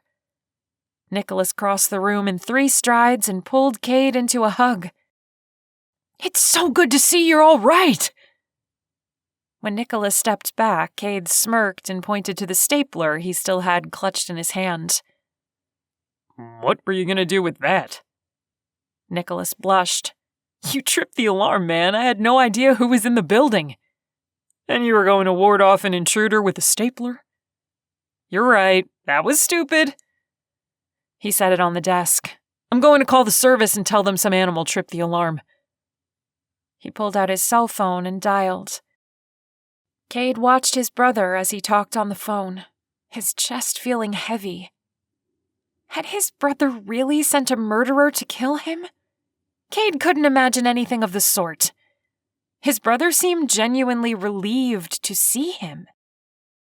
Nicholas got off the phone and sat on the edge of the desk. What are you doing here? If you would have called, I could have let you in. You didn't have to break in, you know. Cade swallowed. The day I called you, some guy showed up at the mansion with a gun. He tried to kill me and Meg. Shock registered on Nicholas's face. What? Cade nodded and sat back down in the chair. I struggled with him and the gun went off. He's dead. That's terrible. Nicholas shifted slightly and fiddled with his phone, and Cade couldn't tell if he was uncomfortable with the conversation because he had sent the man, or if he was nervous that Cade was lying. In the end, Cade decided it didn't matter. He was there for one thing. I have to find the file I was working on before I left. Nicholas pointed to the computer with his cell phone. Everything's in there. Cade scanned the files again. No, it's missing. What?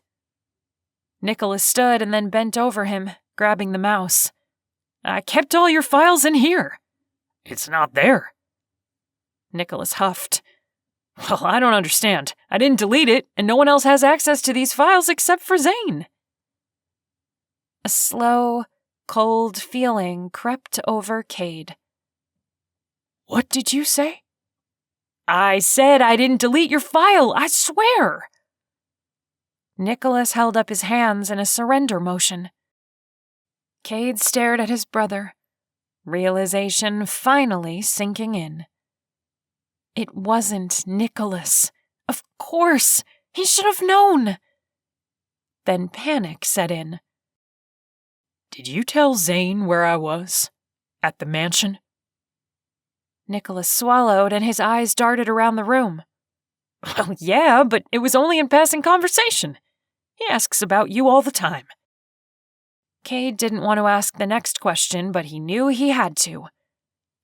And does he know the alarm went off here tonight? A movement near the door made Cade jerk around. Zane stood just inside the room, a gun trained on them. He does. Nicholas jumped back. Whoa, man, what's going on? Instead of answering Nicholas's question, Zane stepped further into the room, his gaze never leaving Cade's face. There was a hardness in his gaze, something Cade had never seen before. You're a difficult man to kill. What are you doing?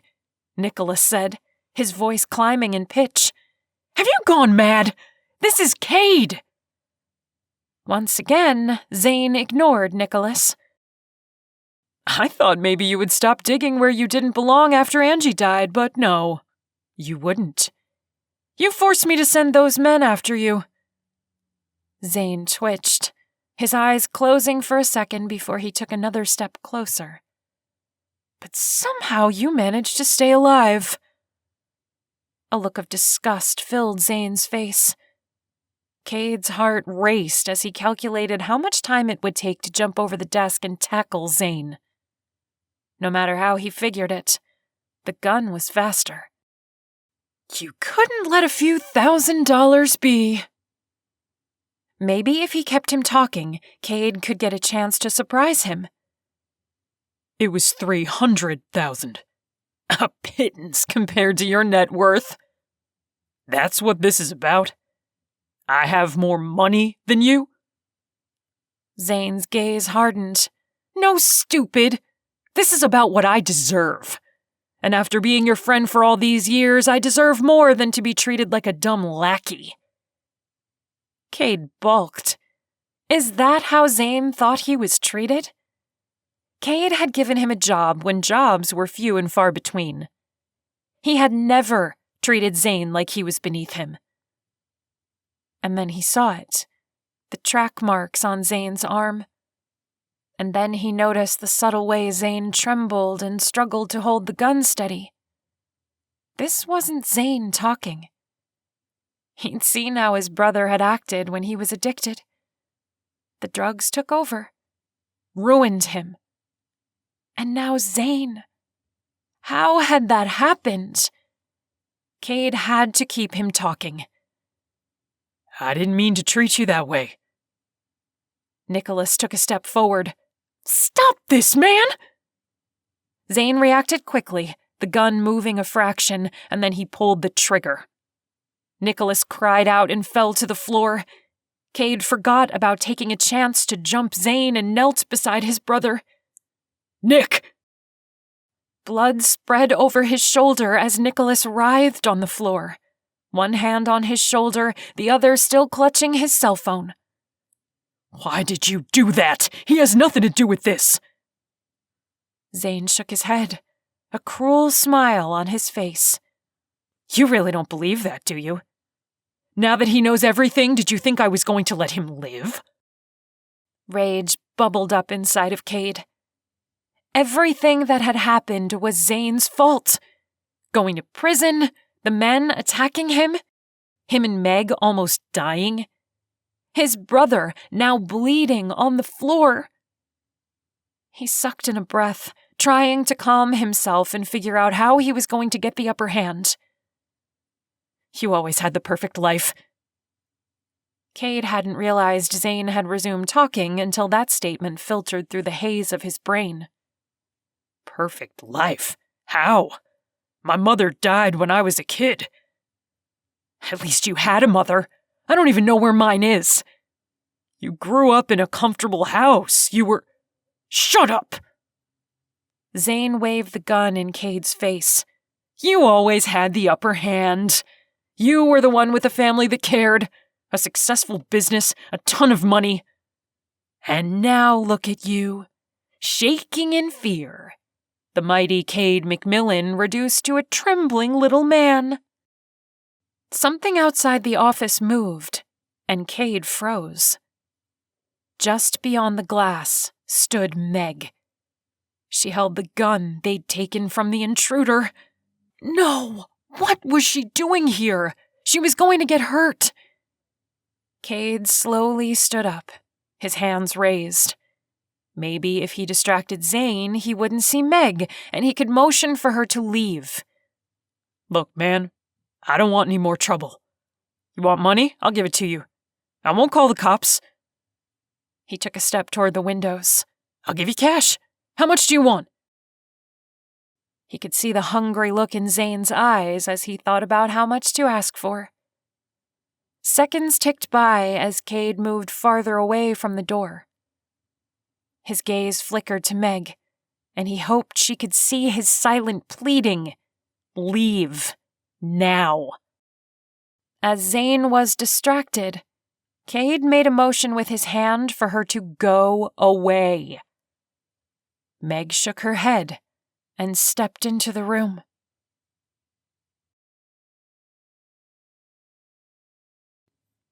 Chapter 16. Meg tried to hide her nerves as she held the gun on Zane. "Drop the gun," she said in her most commanding voice.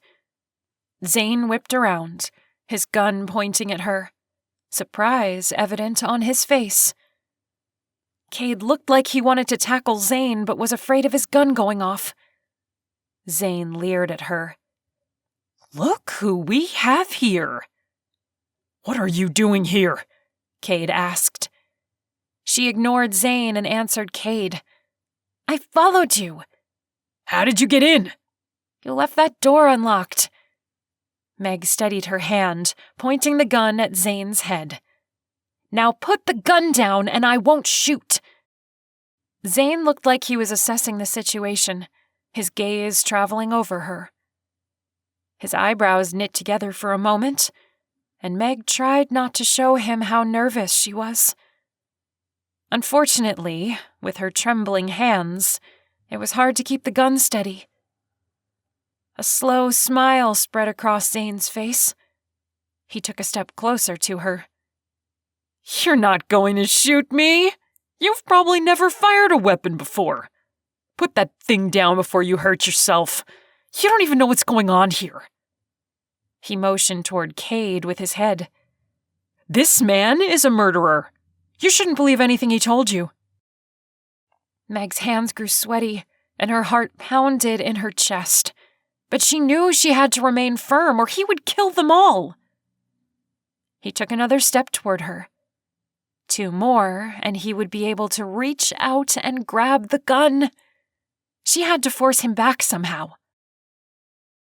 Cade made a slight movement with his head, his gaze flickering between the gun and the ceiling.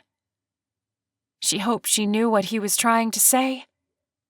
She lifted her gun and squeezed the trigger. Bits of the ceiling fell and Zane ducked, holding the gun above his head. Cade tackled Zane, grabbing for the gun. Meg stepped back, her throat so tight she could barely breathe. She prayed Cade would be able to take the gun away. Sirens sounded up the street just as Cade was successful in getting the gun. Zane scrambled to the windows and threw his hands up in the air. "Don't shoot! It will look like you shot Nicholas. You'll go back to prison." "Shut up," Cade said, his anger evident by the way he seethed.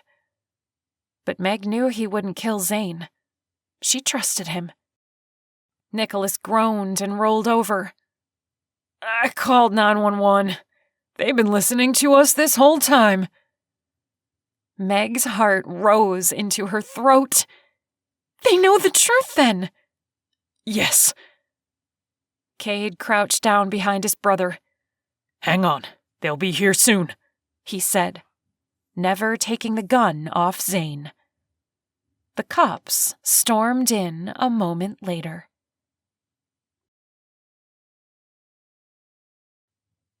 Chapter 17. Meg watched her video a 3rd time, making sure she sounded good and it didn't need any further editing. It sounded just like it did the last 2 times she'd played it. Why was she so nervous to put this one up? She bit her lip and pushed away from the computer desk. This one was different, and no matter how she wanted to treat it the same, her heart knew the difference. It wasn't a cover of a popular song. The lyrics came from a place of deep loss and sorrow. She'd written it a few weeks after she watched Cade dragged away in handcuffs by the police. She hadn't seen or spoken to him since, and it had been over 6 months. Not that she hadn't followed the news. She knew he'd been exonerated. In fact, he was released earlier that week. Maybe that's why putting up this song was making her so flustered. She was paying tribute to what they had shared, releasing it. It was her goodbye song. Even though she felt foolish admitting it, she'd fallen for Cade. Hard. And maybe a part of her had hoped a little too much that he would contact her. A phone call or even a letter would have made her happy. After the police let her go, she'd gotten a job in Omaha. She'd been dumb enough to think Cade would want to see her, or at least communicate with her. She'd even gone so far as to contact Nicholas and give him her address and phone number. Stupid. Cade hadn't made one move to get in touch with her. And the last time she'd called Nicholas, he'd basically said he had given her information to him, and it was his call if he wanted to talk. The silence spoke volumes.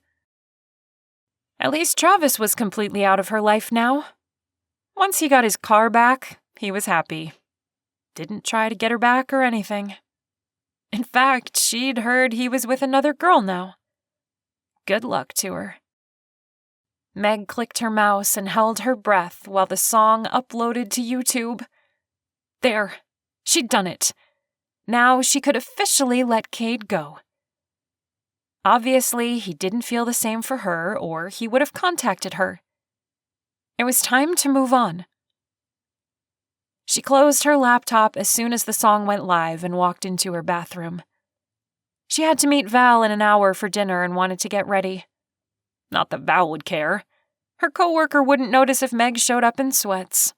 But they were going to be in public, and there was a possibility she'd run into Cade. Meg shook her head. No, she couldn't be thinking about Cade anymore. It showed how pathetic and desperate she really was. She needed to forget all about him. After a quick shower, Meg stood in front of her closet looking through her clothes. Why was it that she never felt like she had anything cute to wear? It wasn't like she never went shopping. She groaned and pulled out a pink blouse. She'd pair it up with her nice pair of jeans. Val was the kind of friend everyone should have. Extremely loyal and dependable. Her sunny personality brightened up the workplace. The first day at her new job, and Val introduced herself and invited Meg out for drinks after work. They'd formed a fast friendship. Meg drove to the restaurant, an authentic Mexican place that served handmade corn chips and salsa. She met Val at their regular booth near the back. She slid onto the seat opposite Val. "Hey, did you do it?" Val was also quite direct. Meg nodded. "It's done." Her friend grinned. "Really? It's up?" "I don't know why you're so happy. The rest of my heart is now dashed to pieces." A sympathetic look came over Val's face. She brushed her bottle blonde curls over her shoulder. "I'm sorry, sweetie. I know how hard it was for you to write that song, but I'm happy because I know what a hit it will be." Meg tried not to roll her eyes. "I only have 400 followers. "That's 400 more than when you started." A waitress took their drink orders and left them a basket of chips. Val poured salsa into a small bowl and they both attacked it. After Val swallowed, she said, "I'm proud of you for putting it up." I almost chickened out. As it was, it took her weeks to get the thing done. Singing it was hard. So much of Cade was wrapped up in the lyrics, she had a difficult time with her emotions. You should see all the takes where I broke down and couldn't finish singing it. The emotion you poured into it is what made it so good. Val dipped another chip. "How many people have watched it so far?" "I don't know. I don't want to check." "I don't know. I don't want to check." Val made a face. "What? Why not?"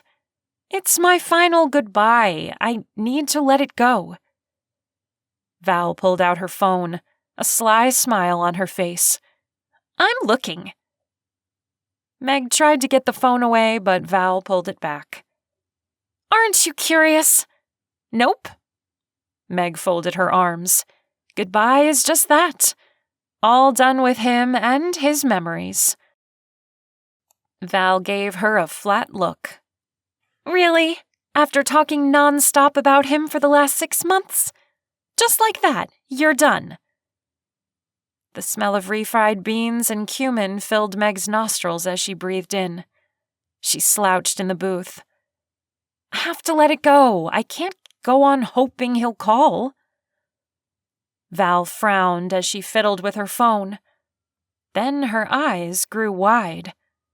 "Holy cow!" "What? How many?" A laugh burst out of Val as she lowered her phone.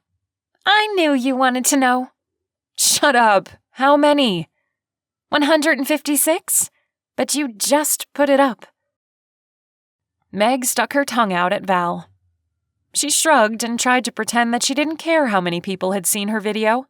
She didn't put it up for viewers. She put it up for closure.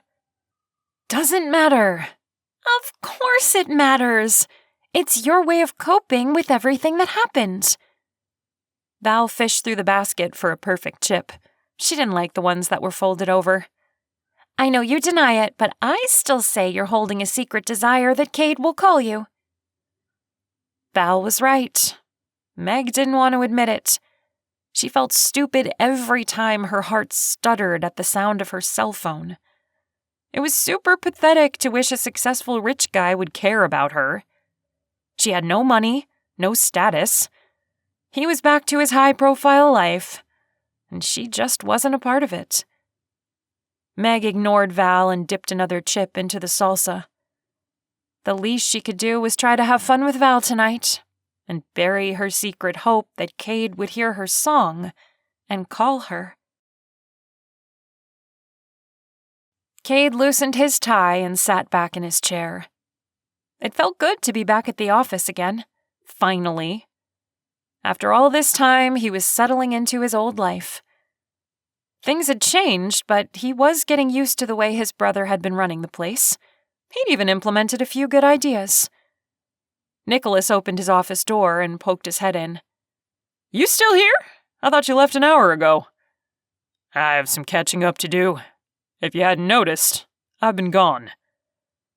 He tried to make the statement light by chuckling, but it came out a bit pathetic. Nicholas walked into the office and shoved his fists in his pockets. Have you called Meg yet? Why did his brother keep asking him that? Couldn't he see he was struggling to piece his life back together? Cade drew in a breath and let it out slowly. I can't. Of course you can. You pick up the phone and dial. His brother leaned against the desk. You're not being fair to her. I'm sure she's forgotten all about me by now, he said under his breath. Why don't you call and find out?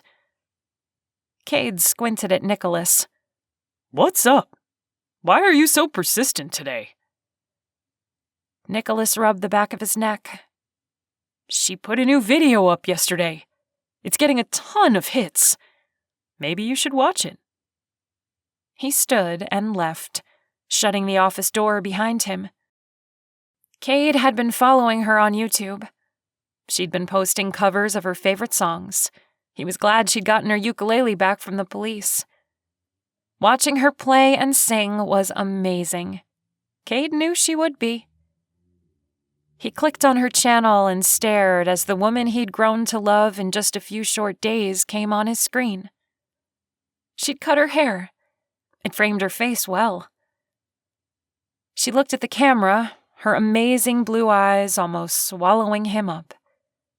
His pulse picked up just looking at her. Today I'm going to sing something a little different. Meg shifted in her chair. This is something I wrote. Something that comes from deep inside. I just need to get it out and let it go. Meg dropped her gaze and paused, closing her eyes to get into the song. And then she started strumming the ukulele. Her sweet voice followed.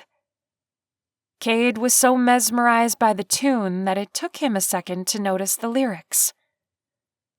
Love was not on my mind, but he still crept into my heart. He had everything, but the one thing I needed he could not give, and it tore my world apart. My heart was forever broken, forever broken. But somehow he picked up the pieces and made it whole again. Made me whole again. Wrapped up in him, I was helpless.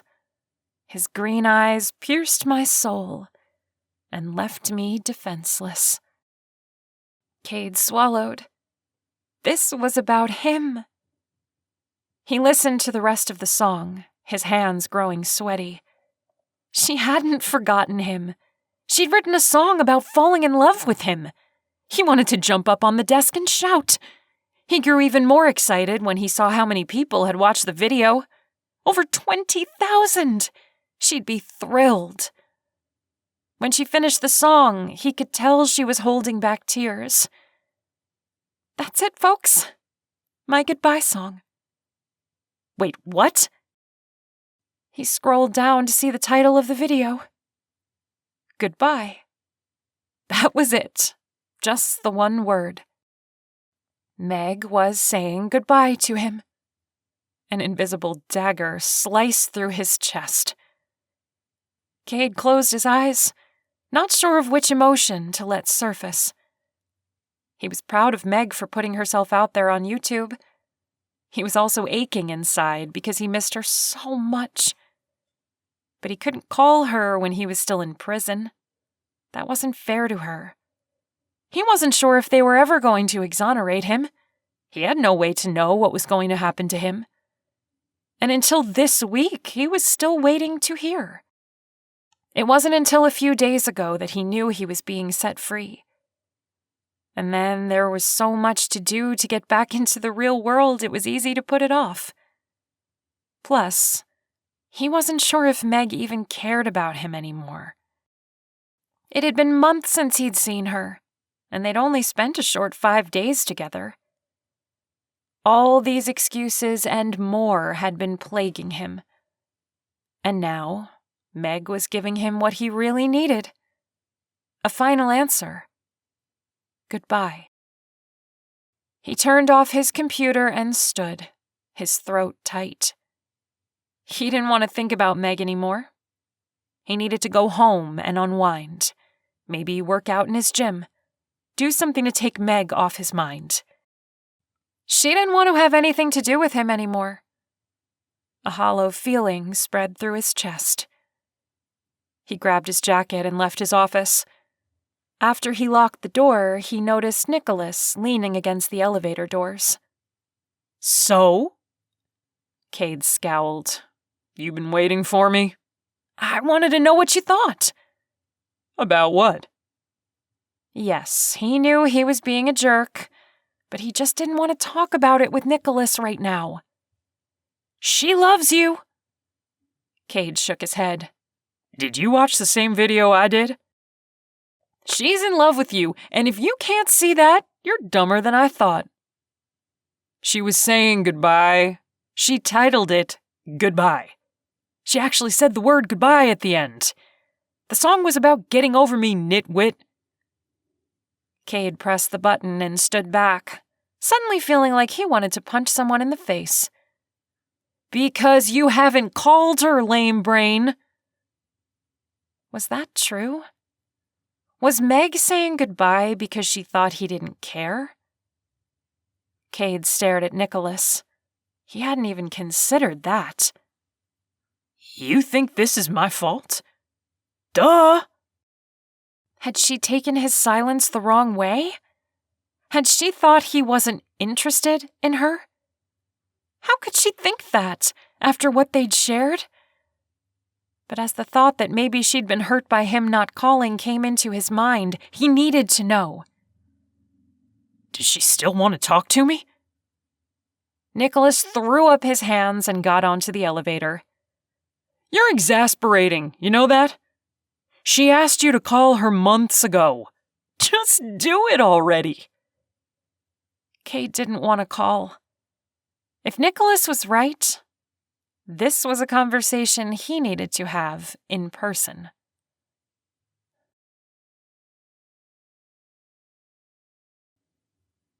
Chapter 18. Meg pulled into the dark parking lot, wondering why she had allowed Val to convince her to go dancing, celebrating. Over 20,000 views and climbing. She couldn't believe it. But it wasn't like Meg to go out clubbing. She was more the kind to stay out of the crowds. Maybe go to a coffee shop with some live entertainment. She had to admit, though, she'd had fun. But tomorrow she would pay the price. It was almost 1:30 in the morning. At least it was the weekend and she could sleep in. She parked her car and walked up to the apartment entrance door and fished around for the key in her purse. Meg? Meg jumped at the sound of the male voice behind her. Before she could think, she turned around and socked the man in the face. He doubled over. Ouch. He threw his arms up to protect his face. Then she saw the little tattoo of a dagger on his wrist. Cade? Yes. He rubbed his jaw. It's me. Her heart leaped into her throat as she took his face into her hands. Did I hurt you? My gosh, what are you doing here? It's so late. I thought you were going to rob me or something. His lips twitched. Well, your reflexes have gotten better, that's for sure. Meg bit her lip. Why was she standing in the parking lot talking to him? She motioned to the door, her heart suddenly racing. Want to come in? Yeah, thanks. She unlocked the door and led him up the stairs to her second-floor apartment, wishing she'd dusted or something yesterday. She pointed to the couch. "Have a seat." He turned to her. I won't be here long. I just wanted to say something, and I felt like it needed to be in person. Meg closed her eyes and allowed the sound of his voice to take her back to when they'd been so close, when he'd comforted her, when he'd protected her. But she knew she couldn't live in the past forever. She opened her eyes and nodded. "All right. Go ahead." He faltered a bit under her gaze, and she was glad. He was pretty disarming. He'd changed. His hair was a bit longer and styled differently. He wore a button-up shirt and tie, which she'd never seen him in. It fit in with his corporate side. He shoved his hands into his pockets. Look, I wanted to apologize for not calling you when you gave your number to my brother. That's what he wanted to say? He was sorry he didn't want to talk to her anymore? Why did he have to come to her apartment to say that? She tried to stuff down her annoyance and disappointment. Apology accepted. She took a step back and put her hands on her hips in the hopes that it would signal he could leave now. He took in a breath and rocked back on his heels like he didn't know what to do with himself. You look good, Meg, he finally said. She softened a bit. You do too. I thought a lot about you when I went back to prison. Her anger rose again. Did you? Is that why you refused to call me? You were too busy thinking about me? No. His gaze penetrated hers, and she felt bad for her sarcasm. He looked pained. I wasn't sure I was getting out. I didn't want to. I mean, it would have been selfish for me to want to have a relationship with you if my name was never going to be cleared. That was why he hadn't called? She took a second to process this. He was once again trying to protect her. But she hadn't needed protecting. She'd needed him. Why hadn't he seen that? She couldn't put her feelings into words, so she stayed silent. He swallowed, his Adam's apple bobbing. Look, I'm sorry if I hurt you. That was not my intention. I only wanted to save you from associating with a fugitive. You didn't mind when you climbed into my car. The words were out before she could censor them, and she refrained from clamping her hand over her mouth. Maybe he deserved that.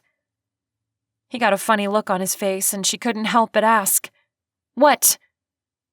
Your sarcasm. I've always loved it. Really? He ran a hand through his hair. Yeah. Why did he have to be so adorable?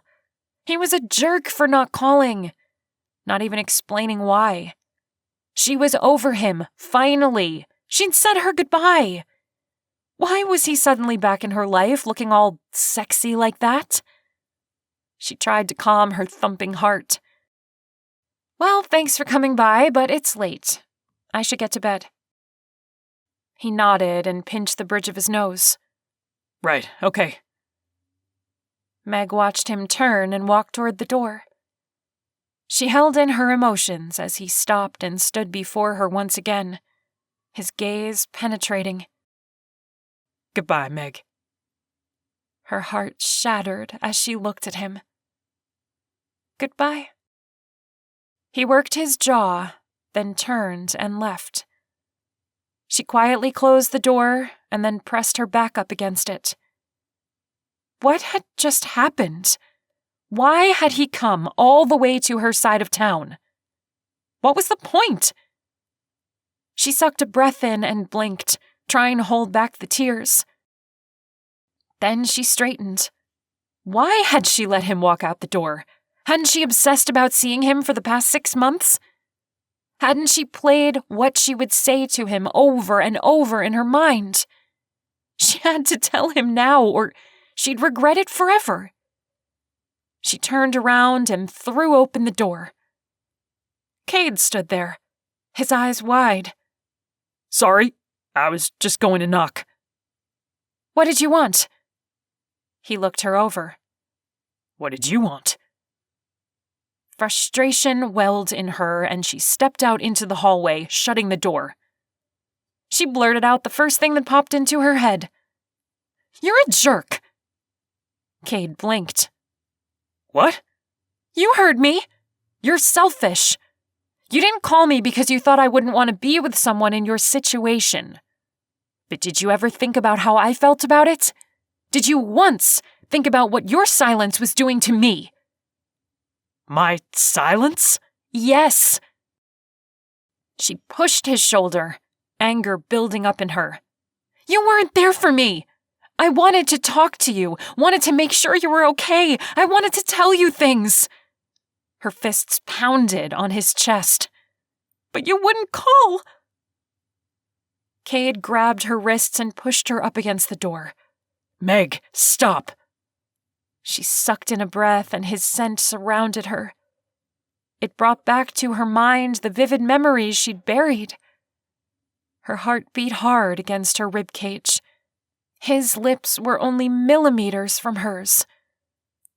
Meg, he said, but it sounded more like a sigh. And then she couldn't stand it anymore. She closed the distance and pressed her lips to his. He let go of her wrists and she wrapped her arms around his neck. The kiss was hungry, passionate, and Meg's legs turned to rubber.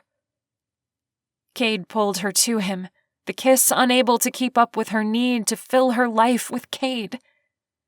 She missed the way one side of his mouth quirked up when he smiled. She missed his kind nature and the way he did things for her out of the blue.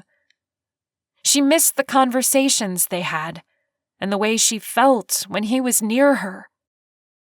He pulled back and put his forehead on hers. I'm so sorry, Meg. I should have talked to you. I was being stupid. Yes, you were. He chuckled and kissed her nose. What can I do to make it up to you? Tell me you love me. His expression grew serious, and he stroked her cheek with the back of his knuckles. I love you, Meg. His words sent a jolt of electricity through her. It warmed her, and she snuggled into his chest. I love you too, Cade. Thank you for saving me. She pulled back in surprise. What do you mean? Cade played with the strand of her hair. You don't know? You have a habit of saving me. On the night we met, and when Zane had a gun to my head. And now, you've saved me from a life without you. He lifted her chin with the crook of his finger and kissed her. Meg melted into him.